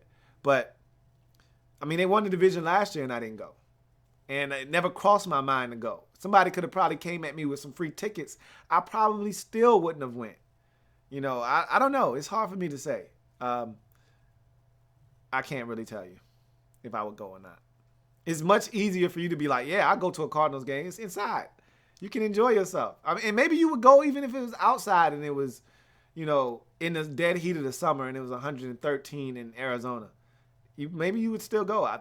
I'm just not a guy that deals with inclement weather or just being cold as hell. Or hot, for that matter. I'd much rather be cold than hot. Let's get that straight right now. But nonetheless, I don't know. Eduardo O'Neill says, I always thought that the playing outdoors was always the way to, and the Skins and only team Stafford is 0-4 against. I don't give a damn about that. At some point, he's got to lose, right? You'd like to think. We keep getting closer and closer to beating his ass. And one of these times we're going to get him. What better time to get him than in the playoffs? So I don't give a damn. Just like Cam Newton's 4-0 against the Redskins right now, at some point we're going to get his ass. I don't know when. I don't know how. But at some point we're going to get his ass. Okay? So I don't worry about those stats, man. That's that fantasy football nonsense that I don't subscribe to right there. You can keep your little 4-0, versus this team and that team. Kirk Cousins is like 3-1 versus the Eagles. I don't give a damn about that because the next time we play the Eagles, they could beat them. I don't give a damn about that. Eduardo O'Neill also says, like as being a team that plays outdoor, playing outdoors is cool if your team is tough and they take advantage of the elements. My team doesn't do that. So it doesn't benefit us any to play in 18-degree weather because we throw the football. And if your receivers are cold, you're going to get a game like Monday night where they don't catch the football most likely. And if you don't run it well, then it doesn't benefit you to play in the cold because that's the type of weather where running a football, your offensive line, if they're dominant, they can get the other team to quit. It's too damn cold for this. They're kicking our ass. I give up. I quit. And that's when you get a guy running for 137 yards in a playoff game and you win. You control the line of scrimmage. We don't do that. So it doesn't benefit us to play in cold weather. Even though we're an outdoor team, it doesn't benefit us to play outdoors. All right. DG Productions says, I noticed Vic Beasley trying to use that spin move that Freeney taught him. How long do you think it would take him to use it well, and how much better will it make him? Well, if he can use it, it's really going to improve his pass rush ability because we know the fastball. Every pass rusher's got a fastball. Now, how fast is your fastball? Maybe you're Greg Maddux and that fastball is only getting up to 90, 91 on a good day, but really 89, 88, 89 miles an hour. But you got good movement on it, but it's still not a super duper fastball. Might be real creative with the hand usage and, find ways to win. But some guys, that fastball it's moving. Vic Beasley, when he wins immediately off the line of scrimmage, that fastball is getting up to 96, 97. He can get up there and beat you. Nobody's fastball is better than Von Miller's in the league. When Von and Justin Houston, their fastballs are elite.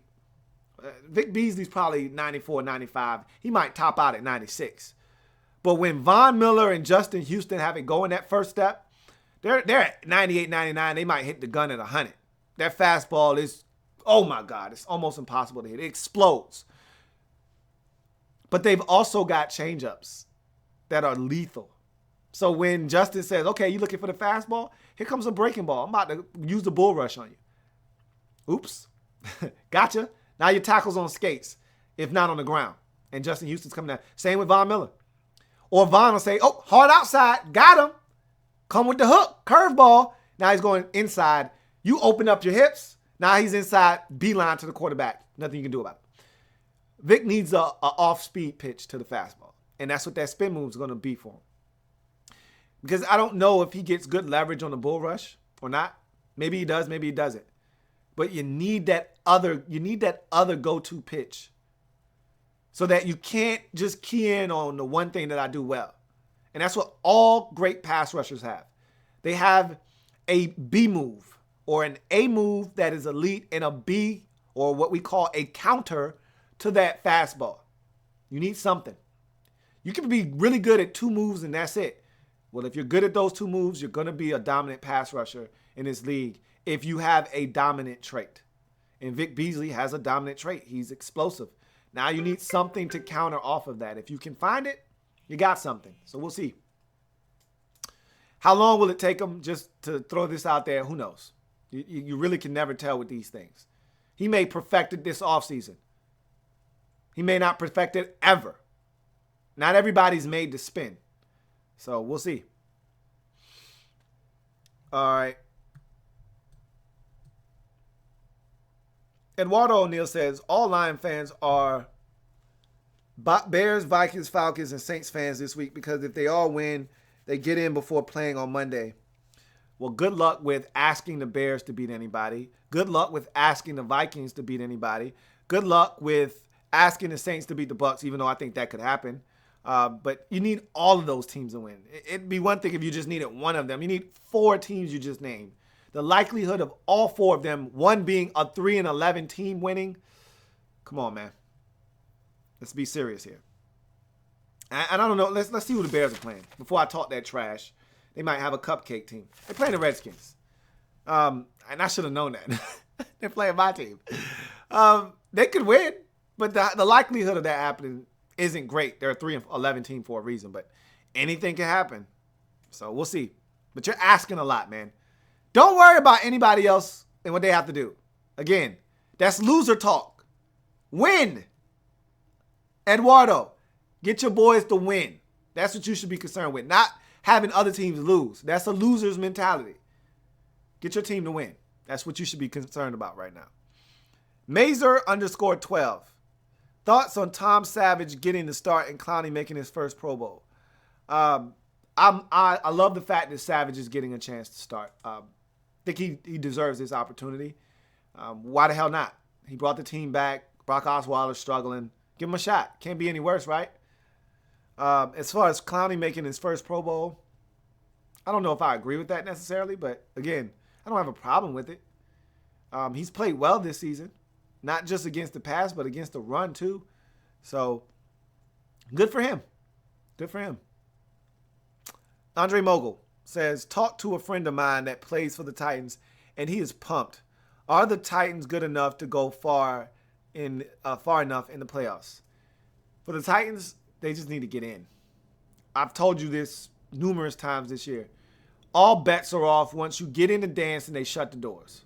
You don't know what the hell is going to happen. Styles make fights. And if the Titans get in and they get a home playoff game, we've seen what they've done over the last couple of weeks. Beating the Broncos, beating the Chiefs in Arrowhead. This is a dangerous team. And like I said, this time of the year, what they do well translates to December into January. They play good defense. They run the football. And if Marcus Mariota can limit the mistakes, which he's done a better job of late, they're a scary team, period. So, yes, they can be a team that could do some damage in the playoffs. However, they got to get there first. So, it'll be interesting to see what happens, like I said, to close out this season. If they can get in, they're one of those teams that nobody wants to play.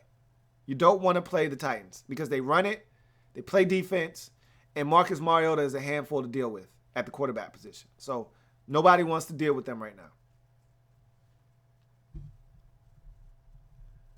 All right. Brian Emerson says, hey, we have to beat Seattle in Seattle, so nothing is promised. We can hurt Seattle's playoff seeding. You can, but you probably won't. But it's a family business, family affair matchup. So, again, anything is possible. I just don't see it happening. Rail Facts, hashtag Steeler Nation says, think the NFL should add 2 more seeds to the playoffs or just leave it alone. Just leave it alone. Don't water it down. Don't water it down. If you can't be one of the 6 best teams in your conference, then you don't need to go. There's been seasons where teams that went 10-6 didn't get in, and you're like, oh, that sucks. Well, then you should have went 11-5. Bottom line is, don't water down the playoffs to let teams in. Don't do it. If you can't be one of the 6 best teams, then you shouldn't be in the playoffs. Simple as that. I'm a purist.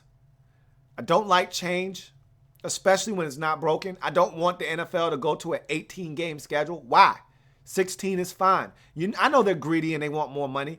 I don't need, and again, I'm not in that position, so obviously I don't want to see it, but you don't need to do anything else to the season. Leave it alone. 16 games is fine. Eight teams in the playoffs? No, 6 is fine. Don't touch anything. It's not broken, don't fix it. Sin Day Co. says, kind of disappointed with your Monday night show. It was 80% Redskins. You knew it was going to be 80% Redskins. That was essentially, and I know it was supposed to be both Redskins and Panthers, but the majority of the people watching were going to be Redskin fans. That it's just a fact. The vast majority of my subscribers are Redskins fans. So you know they were going to show up. At one point, I had 120 people watching. And I guarantee you, of those 120, at least 90 to 95, if not 100 of them, were Redskins fans. So there was no way that show was going to be anything more than 80% Redskins, 90% Redskins. But in any event, 80% of a Redskins rant and 20% breakdown. You criticize Cam for being a sore loser. You got to keep it professional even in a loss. I'm just saying. I criticize Cam for being unprofessional because that's what he does. And it's funny to see him dancing around and laughing and joking when they win, but when they lose, he doesn't even want to address the media. Tell him to be professional. I was professional. I came up and I did my job. And yeah, it was a rant, but it wasn't a rant. I gave the Panthers credit for coming out and dominating the game. You wanted me to sit there and break it down. You weren't going to get that night, obviously, because like I said, me being a Redskins fan and the vast majority of my fan base being Redskin fans, you wanted that to be more Panthers? Then tell your Panther buddies to show up and comment. That wasn't the case. It was Redskin comments littered throughout that comment section, and so that's what you were going to get. You weren't going to get a lot of comment on the Carolina Panthers because no one cares about a loser. Your team is 6-8. They're not going to make the playoffs. The Redskins had a chance to make the playoffs. That loss really damaged them critically. So that's what you're going to get. A lot of Redskin fans upset at the performance. And now that the Redskins lost, how much harder it's going to be for them to get in. No one likes talking about losers. They like talking about winners. And the Redskins lost that game, but they're better record-wise to still have a chance to make the postseason. That's a part of life. You have to deal with it. Okay? I know you didn't like the fact that the breakdown was slanted towards the Redskins. That's just the nature of the business. You don't like it? Grab a bunch of your Panthers buddies and tell them to bring their ass to the breakdown and comment so we can talk more about the Panthers. That didn't happen, so I apologize for that, but it is the way it is. In any event, Captain Spartan 04 says, the one thing I think is funny is that the Titans have a chance to go from the worst team in the NFL just a year ago to Super Bowl champs. Yes, I know it won't happen, but it's just funny to think about it. This league is built off of parity. And even though we don't generally get parity, the same teams make it from the same conferences. You know, in the AFC, it's either going to be New England or Pittsburgh or Baltimore, or when Peyton Manning was playing Denver. And in the NFC, you really don't know what you're going to get from year to year, but you're thinking Seattle's going to be there, right? They're going to be somewhere around. You know, Arizona for the last couple of years. Carolina came and did some damage last year, and they had been around the last couple of years, making it to the playoffs and winning that division. So even though there's parity, this league is built off of parity, thinking that you could go from outhouse to penthouse, from worst to first the next year. We see teams do it all the time. And that's why the NFL is such a great product. Unlike the NBA, where if your team isn't good, they're not just going to show up and be good the next year. Like, you know the teams that are good in the NBA. The Spurs are good. The Warriors are good. The Cavaliers are good. You know what teams are going to be around come, May and June, okay? It's the same teams. Your team might be good enough to get to the Western Conference Finals. They may get lucky, but they're not getting to the finals. And if they do, they're going to meet a team that they're not as good as, and they're going to get mopped up, okay? In football, all you have to do is win once, and that's the difference in football. Basketball, baseball, the better team is going to win a series. In football, you just got to be better than that team for one day. The Patriots in 2008 that were 16-0, they were a better football team than the Giants. But for that one day, the Giants were better than the Patriots, and they beat them. And that's all you got to do in football. And that's why stories like the Titans are so fascinating, because you too can be that team that goes from worst to first in your division, make the playoffs, and make a run. It can happen to you. And that's why everyone gets excited every offseason, because they think their team has a chance. And then you look at a team from the previous year that was bad and say, why can't that be us? That's the motto. That's the mantra. Why can't that be us? Why can't we be the Arizona Cardinals and make it to the NFC Championship game? Why not? Why can't we be the Tennessee Titans and make it to the playoffs, potentially? We'll see. Everyone has that hope. Why can't we be the Raiders this year? That's what the team's going to be saying next year. Why can't we be the Raiders? Maybe, maybe not. We'll see. But that's why this league is so popular. Sean Mack. What's going on, Sean Mack? And I heard you were at the hospital with your friend, man. I hope she's doing better. I don't know who was in the hospital, but I saw Crystal put out a tweet, so I'm assuming she was in the hospital. I don't like to make assumptions. You know what they do. So I'll just say, glad you could join us. Hope that whomever was in the hospital that you went to visit is feeling much better. Glad you could be a part of the program, my man. Sean Mack says, just home from the hospital. Hope I didn't miss too much, bro. Think your Redskins sneak in? Possibly. We got a shot. That's all you can ask for. But we dug ourselves a hole. We put ourselves in a position now where you need help, unfortunately. And it is what it is. I'm not mad. Like I said this on the Redskins report yesterday. Whatever we get, we deserve. We get in, we deserve to get in. We don't make the playoffs, we deserve not to make the playoffs. So whatever we get, we deserve. We did it to ourselves. All right. We're going to stop right here. And we're going to go to Louie Tee versus the world. Of the world, Craig. Shit, not just the city, the world. Louie Tee versus the world. Come get some. I am the best there is, the best there was, and the best there ever will be. All right, so try to make this as quick as possible. It's already 10:13, so we're looking roughly at 30 minutes left in the program. So want to get through this as quick as possible so we can chop it up at the end. So I went 11-5. I'm disappointed.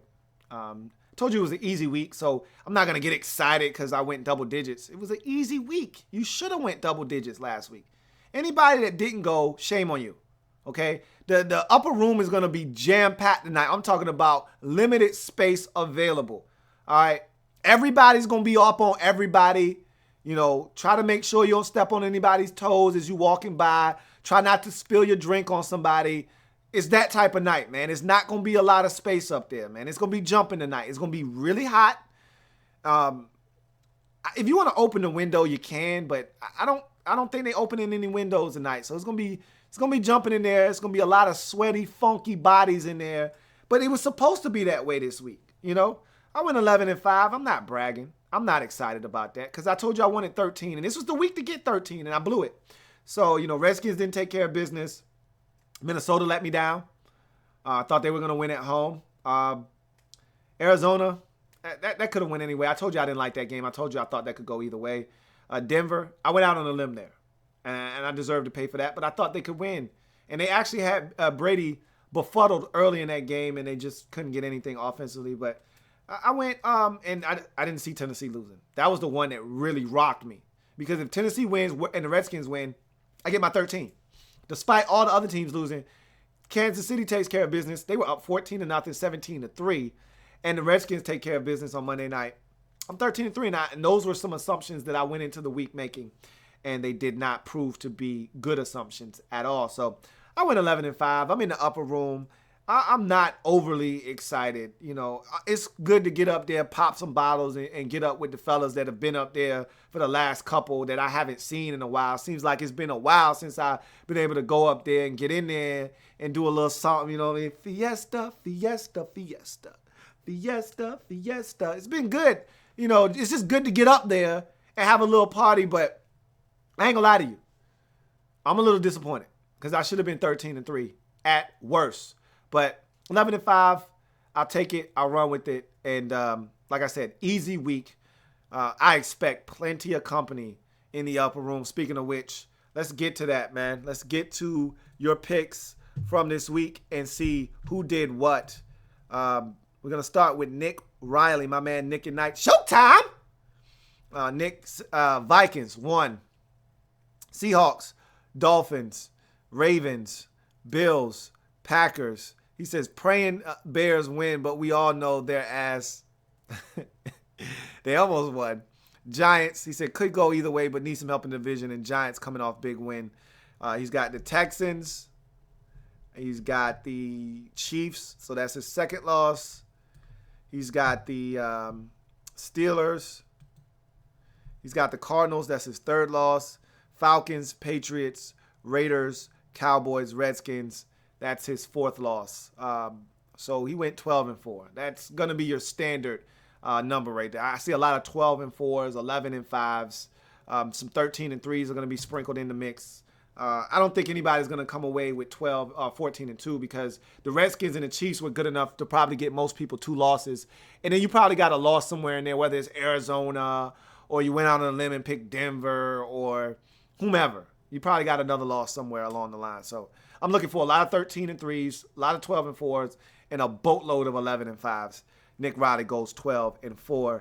Go ahead upstairs. I'm going to be saying that all night, man. Go ahead upstairs, man. It's going to be a lot of those tonight. So let's move on to RWF 1984. He's got Seahawks. He says, would have picked Rams, but coaching change. Dolphins, Ravens, Bills, Packers, Steelers, Jags. He says, I know I'm probably going to go against me. And they almost got it done for you, man, but they didn't. That's one. Titans. He picked the Titans. That's a big one. But he picked the Vikings. So that's 2. Giants, Saints, Falcons, Patriots, Raiders, Cowboys, Panthers. He said Panthers seem to be doing better. Let's get back into. So he went. I just said no one was going to go 14-2. And I think this guy just went 14-2. Let's see. 1, 2, 3, 4, 5, 6, 7, 8, 9, 10, 11, 12, 13, 14, 15, 16. So he's got all the games. Seahawks, Dolphins, Ravens, Bills, Packers, Steelers, Jags, 1. Titans, Vikings, 2. Giants, Saints, Falcons, Patriots, Raiders, Cowboys, Panthers. He went 14-2. And I'm going to tell you right now, that's going to be the best mark we're going to have tonight.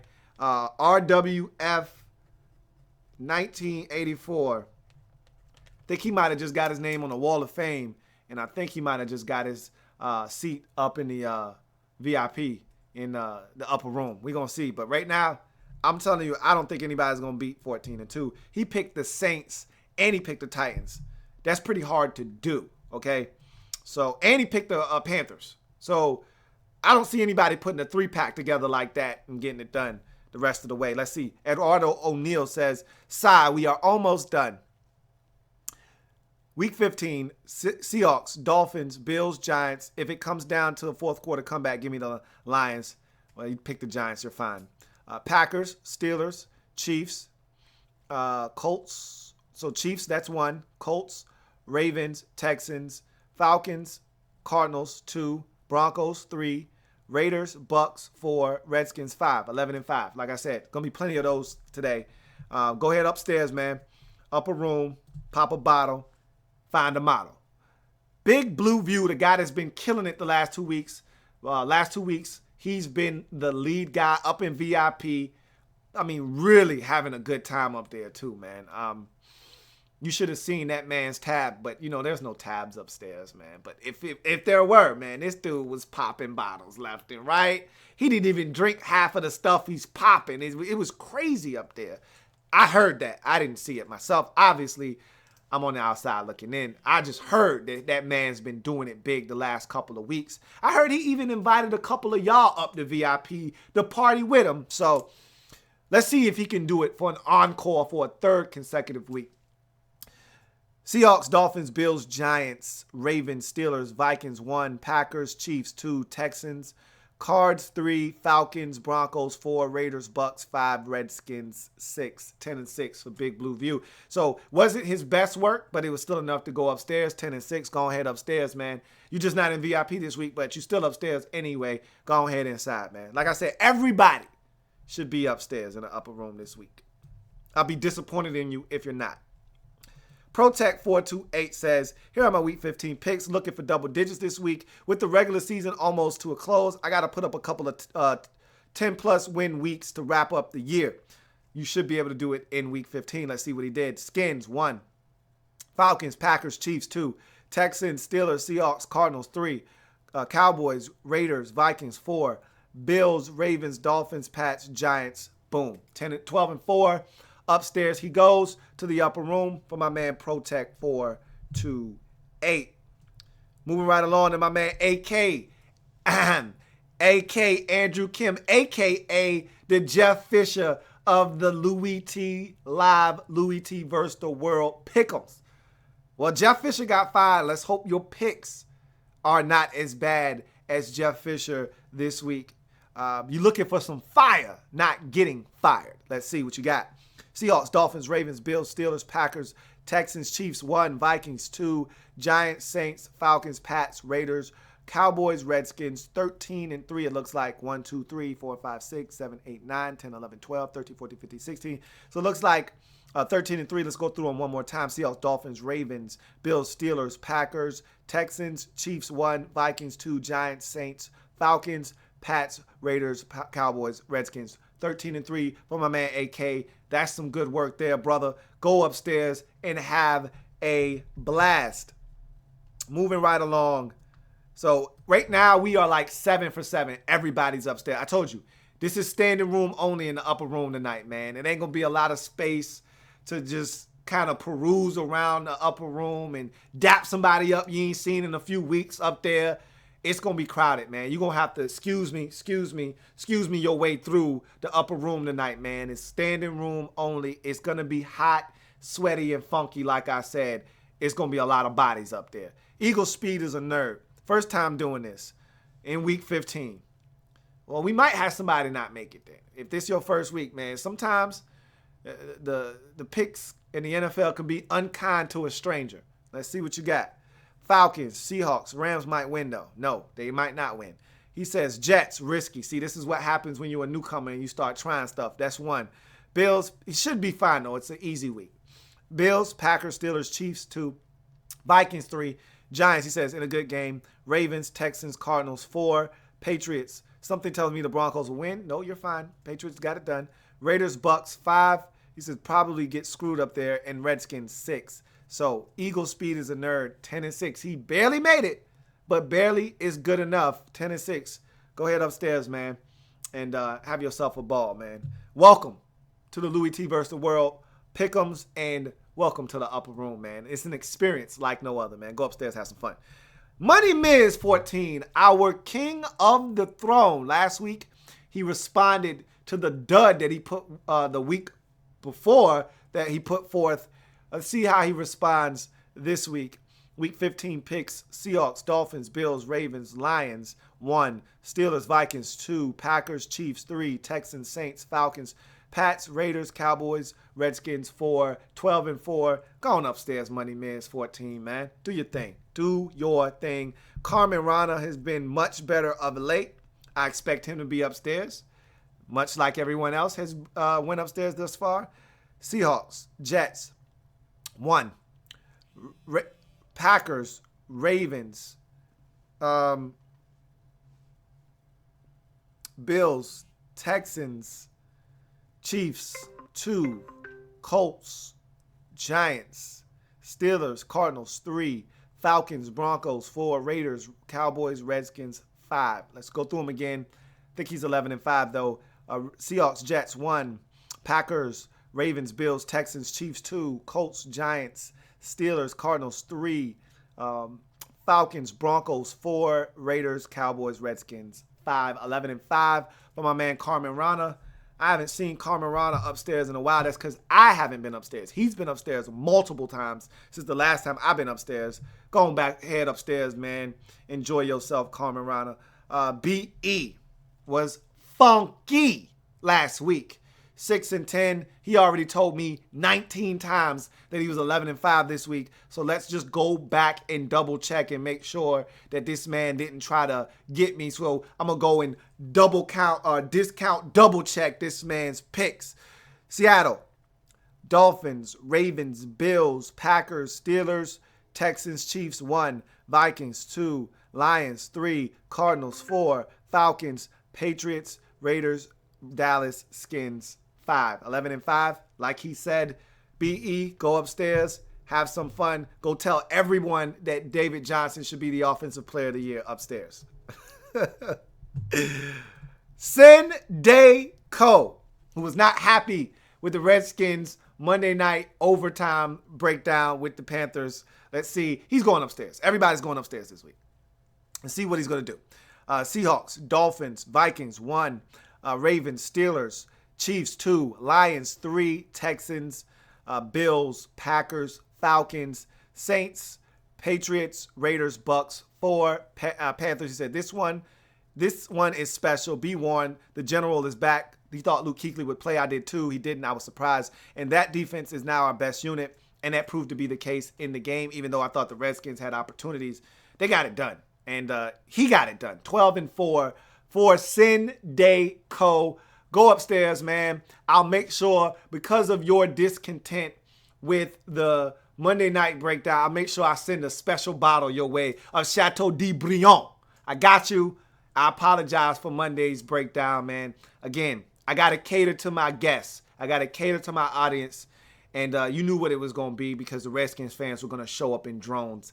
And they did. But you upstairs, I'm upstairs. I got you. Don't worry. Chateau de Briand coming your way, man. Don't you worry.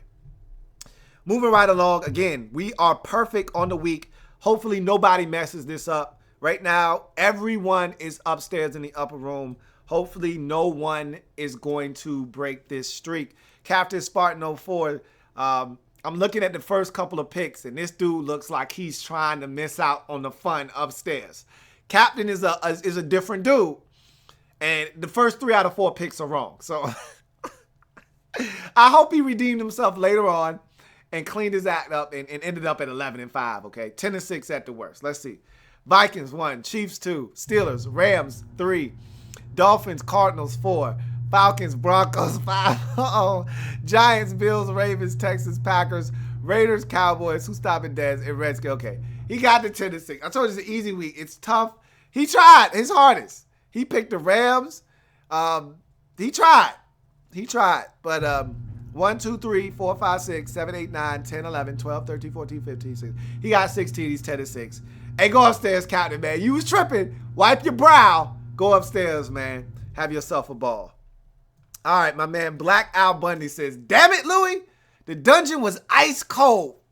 And me and B.E. used tattered cloth for blankets, and I think I caught hypothermia. It's all good, baby. It's all good. Let's see what happens now. He says, but nevertheless, here are my week 15 picks, guaranteed to get my ass back in the upper room near the fireplace. LOL. You got a chance to thaw out, man. Let's see what you did. He says, I'm scared of this game, but I'll take the sea. Here y'all go with these crazy names. He says the Seahorse. He's got the Seahawks. He says, I'm taking the weather for the win. He's got the, who played the Browns last week? The Bills. So he's got the Bills. He says, I haven't picked them all year, so here we go. He's got the Giants. He's got the Ravens. He's got my man Shizzy Mack calls them Schittsburg Steelers. He's got the Vikings. Hopefully they give me a win for my birthday. I'm sorry, man. I apologize. Happy belated birthday to you, and I apologize that they didn't get it done for you. That's one there. He says the Quackers, meaning the to Packers. Chiefs, that's 2. Texans, he said, in the toilet bowl part 4, he's got the Aints. They won. The Falcons, the Pats. He says the Broncos have no run game nor no consistent quarterback. Got it. Upset alert. Superchargers alert. They didn't get it done, so that's another loss. We'll go back and tally them up. You got the Ameriskins, the new name, the Ameriskins, and that's another loss.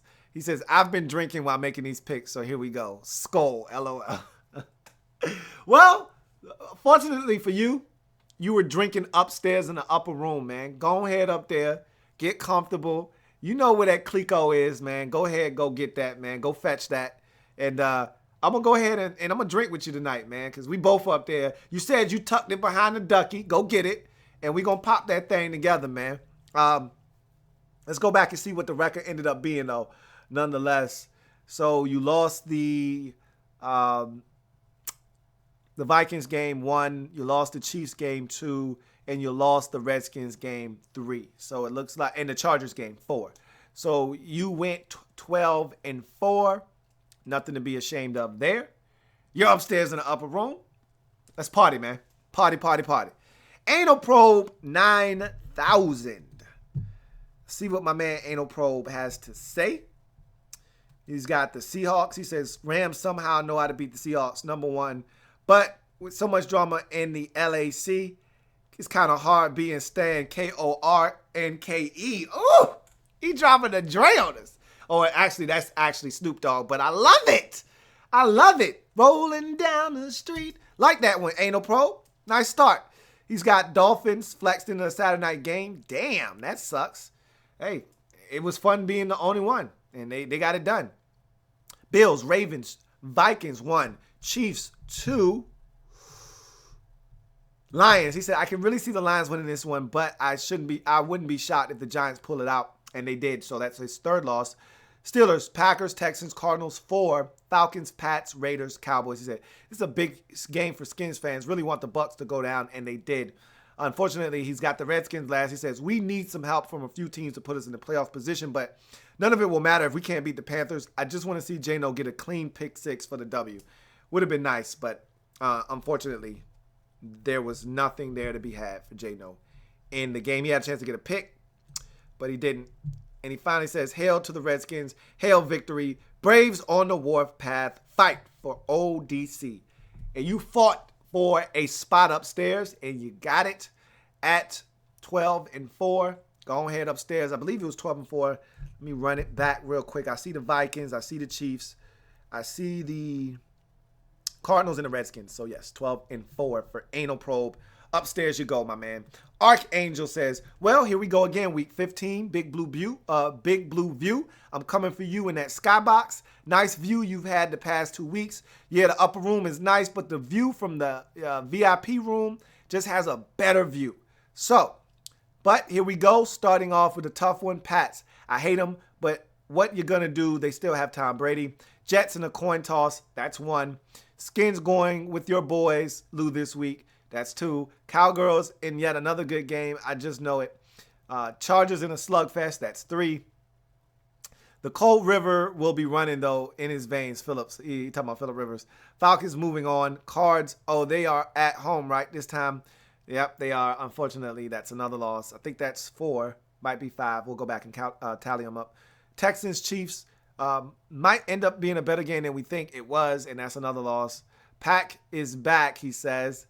Colts, because they're trying to make the playoff push, and they got that one. That's a big one for him because he's getting dangerously close to 10-6. Steelers, Ravens, Giants in another good game. Bills, Seahawks in a wash away. So he's got up there. I think he's 11-5. Let's go back and check. So he's got the Jets, that's 1. He's got the Chargers, that's 2. He's got the Cards, that's 3. He's got the Chiefs, that's 4. I think that's the last one that he lost. So we'll go with 12-4. For my man, Archangel, upstairs he goes as we continue to have a perfect week. This is beautiful, guys. No one messed this up. Let's see. Brown Shoe T2 says, on my phone and fat fingered the comment button. So he's got 2 different comments. Didn't mean to make this 2 comments. It's all good. As long as you got all the picks there, that's all that matters. Seahawks, Jets 1, Bills, Giants, Eagles 2, Bengals 3, Vikings 4, Packers, Chiefs 5, Texans, Saints, Falcons, Packers, Raiders, Cowboys, Redskins 6. Boy, he just made it. 10-6, but he got in. That's all that matters. Good job, Brown Shoe T2, of getting upstairs. 10-6, go ahead upstairs, man. It's all the same.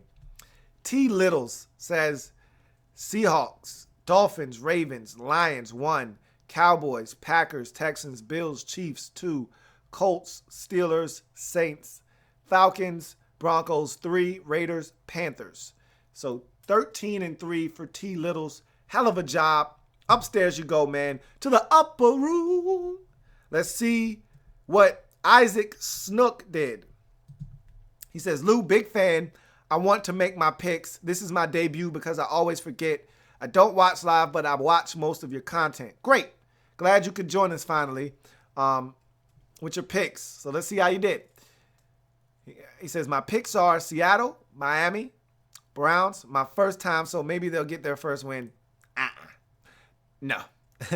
One thing we've learned over the weeks here on this program, don't pick the Browns. Doesn't matter what you think. Doesn't matter if you're thinking they may be able to get one this week. Don't pick the Browns. I've learned like 3 times this year. Don't pick the Browns. That's 1. Giants, Ravens, Steelers, Vikings 2, Packers, Chiefs 3, Jaguars 4, Cardinals 5, Falcons, Patriots, Raiders, Cowboys, and last but not least, Redskins. So it's 10-6 for Isaac Snook. Let's run through these again to make sure.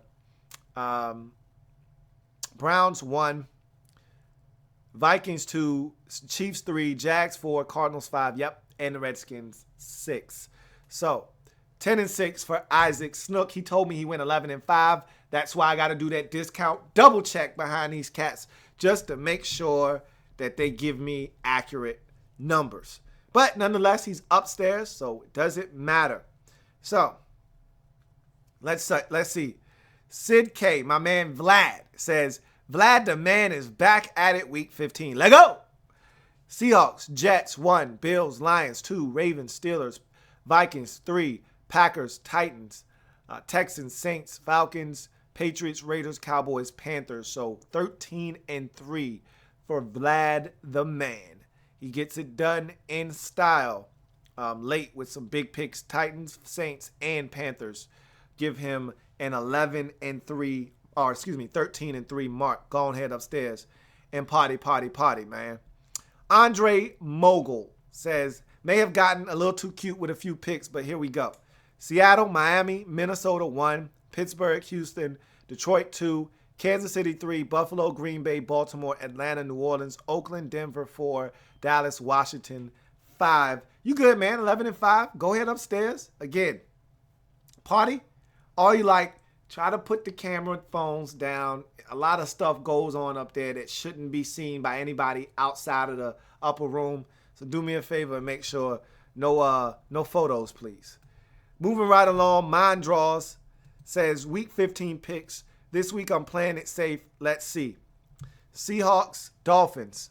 He says Petty Wop won't do his magic today, and he didn't.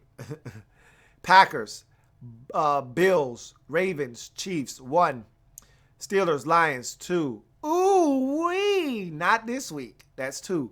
Vikings 3, Texans, Cardinals. That's 4. Worst game of the week. Turned out to be a shootout. Falcons, Raiders, Patriots, Bucks. That's 5. Won't happen, but hey, gotta throw an upset somewhere. And Redskins over Panthers, 10-6. It looks like. Let's run through them one more time just to make sure. Chiefs, Lions, Vikings, Cardinals. That's 4. Bucks and Redskins. That's 6. It's still good enough for 10-6 and a trip to the upper room. Let's keep it perfect, guys. We move on to DB 88-243. Let's see what we got. It says week 15 picks, looking for at least 12 wins this week.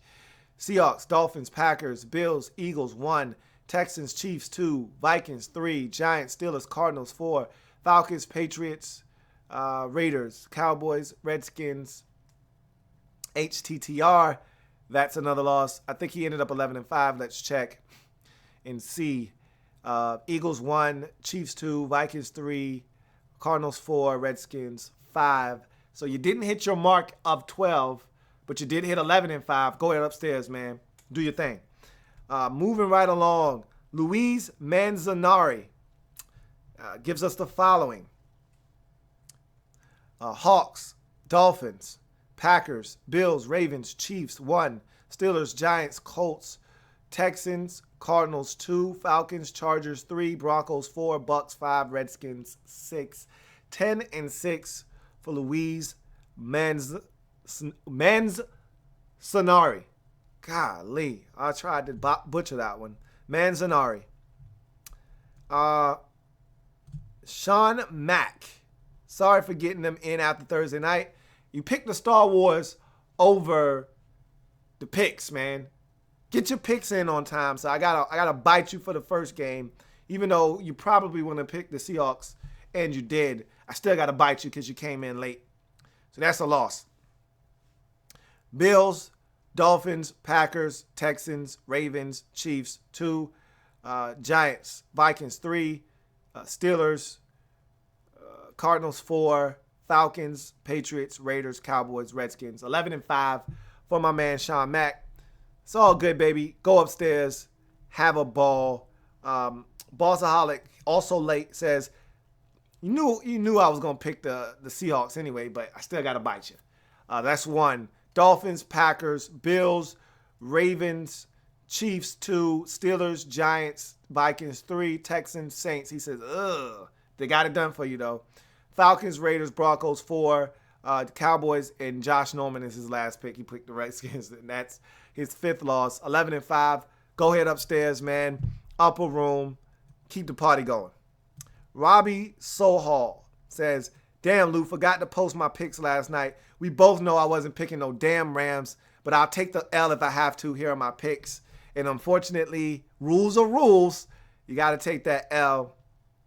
So that's 1. Dolphins, Bills, Ravens, Steelers, Vikings, Bears, upset special. He's done that before, and the Bears have come through for him. They almost came through for him again, but they didn't this week. So that's his 3rd loss after he picked the Vikings. Chiefs, that's his 4th loss. He says, we'll be closer than people think, and it was. And it actually went in the opposite direction. Texans, Cardinals by a mile. Actually, no, it wasn't. It was the Saints, and they scored 48 points. That's his 5th loss. Falcons, Patriots, Raiders, Cowboys. Second hardest matchup to call. Good thing you did. Whoa. Survivor pick. He picked the Redskins. They didn't get it done. So that would have finally been his first Survivor pick loss of the season. All the way in week 15. That's impressive. And he picked the Lions. He said, this has to be the hardest game of the week to pick the whole week. Me being a Lions fan does not help. I'm rolling with my boys, though. I think Robbie just went 9-7. Oh, no. That loss on Thursday night, I think, pushed him over the top. No, say it ain't so, Robbie. Let's go through these again. Dolphins, Bills, Ravens, Steelers, Vikings 1, Bears 2, Chiefs 3, Cardinals 4, Redskins 5, Lions 6, and then I got to bite them for the Thursday night. That's 7. Ouch. I feel bad, but I don't because he picked the Bears. He needed to pay for that.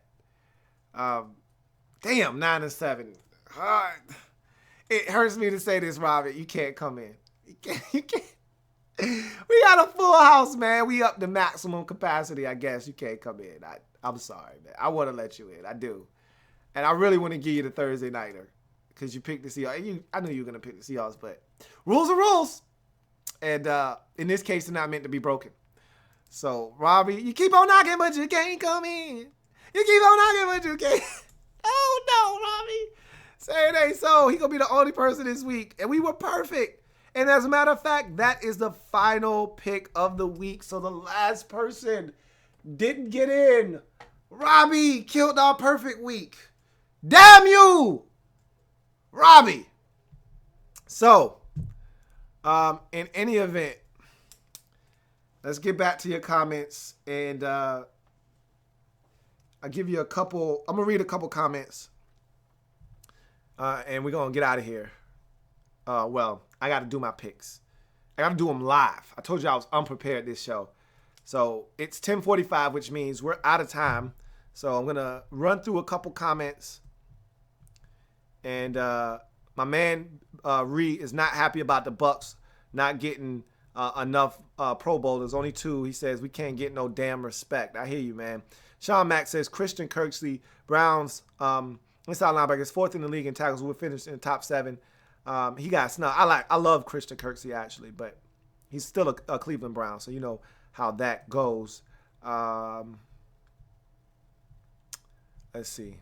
I'm gonna read a couple more comments and then I'm gonna give y'all my picks, and then we're gonna skedaddle. All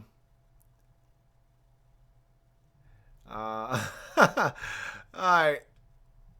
Here we go. I'm gonna start from right here. My man Nick Riley, my man Nick and Night Showtime says, you got me dying. Found a bottle and find a model. You a fool, bro. You know how I go upstairs, man. Sean Mack says, I haven't been under the Mendoza line since I wore the dunce cap something like 7 or 8 weeks ago. Thank God. Hashtag LOL. Good for you, man. Sometimes that dunce cap, man, it's a game changer, man. It's an eye opener.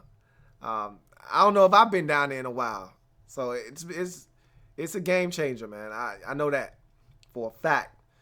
BE says, hey, everyone, David Johnson should be the offensive player of the year. LOL. You keep telling them, man. You keep campaigning over there. Captain Spartan 04 says, are you like 100% sure I went 10-6? When I counted yesterday, I was 8-8. I just read the picks, man. I can go back and check if you want to be Mr. Honest. I can go back and check one more time to make sure. But you don't never know what you did. Because one week you was like, I thought I went 10-6. You was like 11-5. So I don't think you be keeping track of your picks any damn way. But I'll go back and check just to put you at ease. Vikings, Chiefs, Rams, that's 3. Cardinals, that's 4. Broncos, that's 5. And the Redskins, 6. Yeah, you went 10-6, man. So yeah, you made it. So pipe down, relax. I love your honesty though. Love your honesty. But no, you're 10-6, bro. You good. Lou, he pulled a Sean. Yeah, man. I know. You can't do it. You can't do it. Sean Mack says, what happens in the upper room stays in the upper room. Hashtag LOL. That's right. Damn right it does.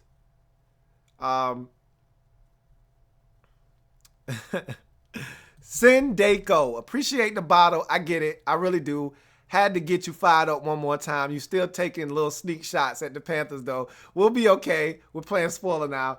You know I had to take one because I knew you was trying to get under my little skin, and it worked. So I did have to throw a little shade your way, man. But it's still sunny outside. You still got a chance to really wreck some teams' seasons down the stretch. You could really do a number on the Falcons and the Bucks wrapping up this season. So yeah, man, it's all good. It's all love, man. You know how we do. And with that being said,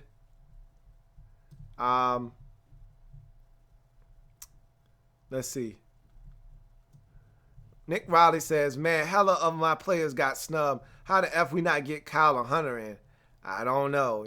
Everybody feels that way. But in any event, let's jump into these picks, man. I got to give it to you live because, like I said, I came unprepared this week. So let's run through these picks quickly, and we're done. All right?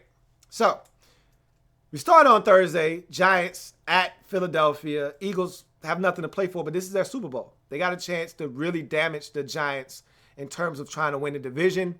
A loss by the Giants and the division is out of the question. A win, and it keeps their division hopes alive. Of course, pending what the Cowboys do on Monday, but got to take care of your business if you're the Giants. And if they win, they clinch a playoff berth. I'm taking the Giants. The Eagles, they're done winning this season. I don't think they're going to win another game unless the Cowboys don't have to play for anything in Week 17, in which then maybe they win in Week 17. Buffalo at home versus the Dolphins as we go to Saturday football. Seasons go to die in Buffalo. And the Dolphins, I love Matt Moore. I told you I think he's one of the few backups that I trust in this league. That being said, the Buffalo Bills are a dangerous team this late in the season. You don't want to go to Buffalo and have to win. And the Dolphins have to go to Buffalo and win. I don't trust them in this spot. Give me the Buffalo Bills to wreck the season of the Miami Dolphins again. They did it 2 years ago. They're going to do it again this year. Give me the Buffalo Bills. Washington Redskins at the Chicago Bears. Look, if we can't beat the Bears, then we don't need to go anywhere. It's going to be cold. The Bears are playing much better football. It's not going to be easy, but we better win. Give me the Redskins. Chargers at the Cleveland Browns. Minnesota at Green Bay. Look, it's really simple here. The Packers are hot. The Vikings are not. I'm taking the hot team. Give me the Green Bay Packers. Jets at the New England Patriots. Tampa Bay at New Orleans. All right, this is an intriguing matchup. All right, you already know. If you're Tampa Bay, you got to sweep these boys. You beat them 2 weeks ago at home. They're much healthier now, and they're at home in this game. They just put up 48 against Arizona. I'm just saying. It's family business. This could go either way. I think the Saints are out for revenge. I'm taking the Saints in this game. I think they got a shot offensively to do some things to this Bucs defense. We're going to see. It would not shock me in the least if the Bucs, they went in last year and beat New Orleans in New Orleans when they weren't as good. They're a much better team this year. You'd like to think the Bucs can get it done, but I got a sneaky feeling that the Saints are going to score some points and win this football game. Give me the Saints. Falcons at the Panthers. I really wanted to pick Carolina in this game. For some reason, I think in the back of the Panthers' mind, they're saying, you stopped our undefeated streak last year. We owe you for that. And now you need a win to get in? Oh, we about to do you. I feel like that's coming. But I also feel like this Panthers defense is good, but it's still not good enough to stop the Falcons from scoring points. And I think you're going to get a nice and well-rested Julio. And the last time he saw these boys, let's not rehash old stuff, man. Why you got to bring up old stuff? I'm saying the man just had 300 yards receiving. That's it. Man, why you got to bring up old stuff? All right, I'm done. Bottom line is healthy Julio. Both of their running backs are healthy. I like the Falcons on the road against the Carolina Panthers. Tennessee Titans at the Jacksonville Jaguars. You go to Kansas City last week and win. You beat the Broncos at the crib the week before. You can't possibly go and have a letdown at Jacksonville, can you? They got a new coach. You know how that sometimes gives that team a spark. Man, F that. That's the Jacksonville Jaguars. We're taking the Tennessee Titans to set up a huge Week 17 matchup versus the Houston Texans.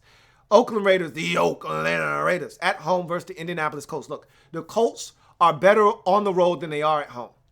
That being said, they beat Green Bay in Green Bay. They beat Minnesota in Minnesota. They could easily go to Oakland and beat the Oakland Raiders. But I don't see it happening.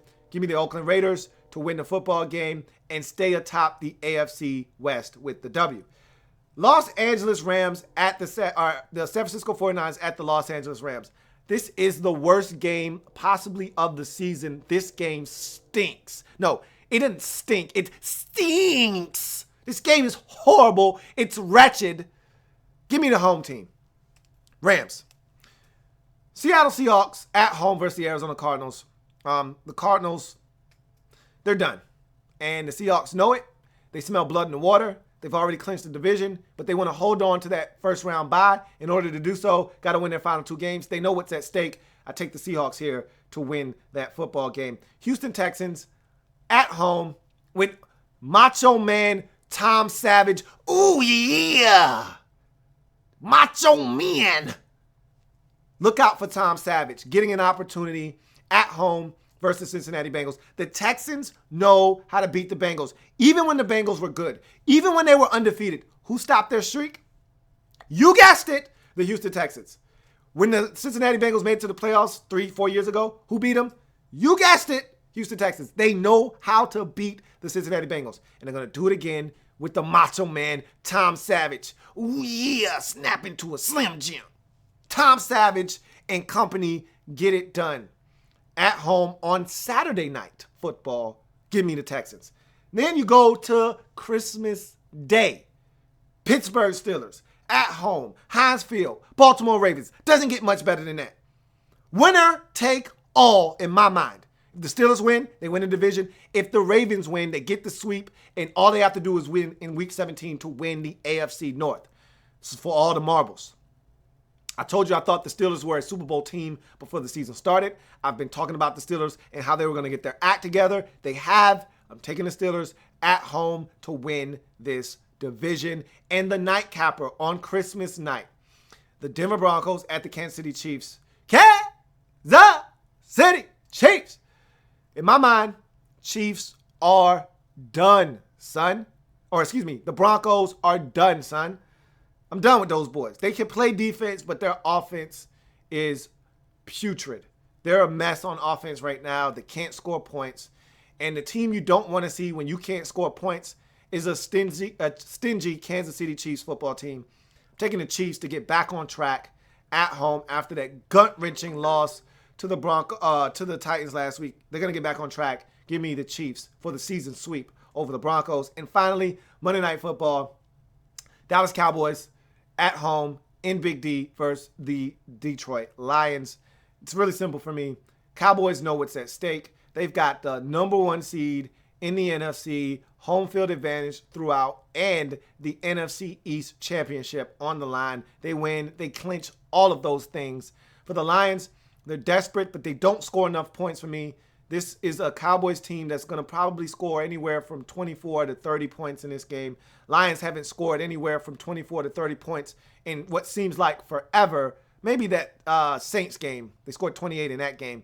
They don't score up over 24 very often. Don't look for them to do it in this game either. Give me the Dallas Cowboys to wrap up Week 16.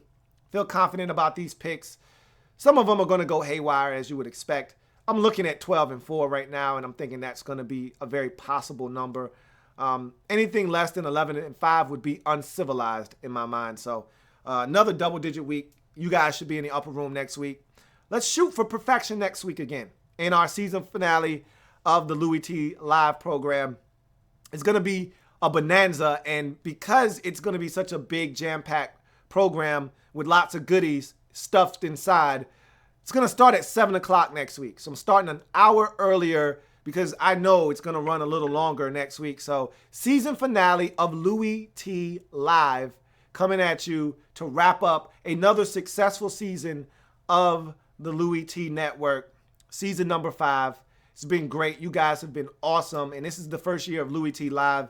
And it's been just so much fun. And I thank each and every single one of you guys for joining me and making this the event that it is each and every single week. And so we're going to make this thing even bigger next season.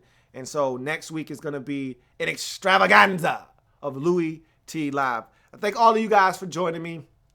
For all of you out there who commented, for all of you who watch, for all of you who will watch on playback, thank you. You know how we do it here. If it happens in the National Football League, whether big or small, we cover it all here in the Lab Room on Louie Tee Network, on Louie Tee Live. Until next time, remember, we're changing the game one live feed at a time. I will see you guys next week. Remember, have fun, enjoy, but get those goddamn picks in on time. I'm talking to you, Sean Mack. I'm talking to you, Robbie. Get your damn picks in. No excuse. Get your picks in before Thursday night's game. Everybody, in case I don't talk to you before then, and I probably will because we've got football on Thursday and Saturday, but in case I don't, Merry Christmas to you and your family. Enjoy the holidays. I'll see you on the other side. Have a good one. Good night, and God bless. Take care.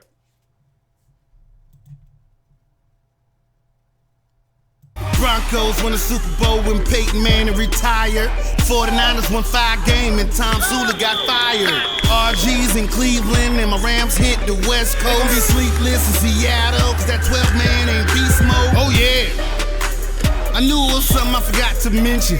Yeah, old Tom Brady about to get that suspension. Yeah, I know the Pats fans probably think that's whack.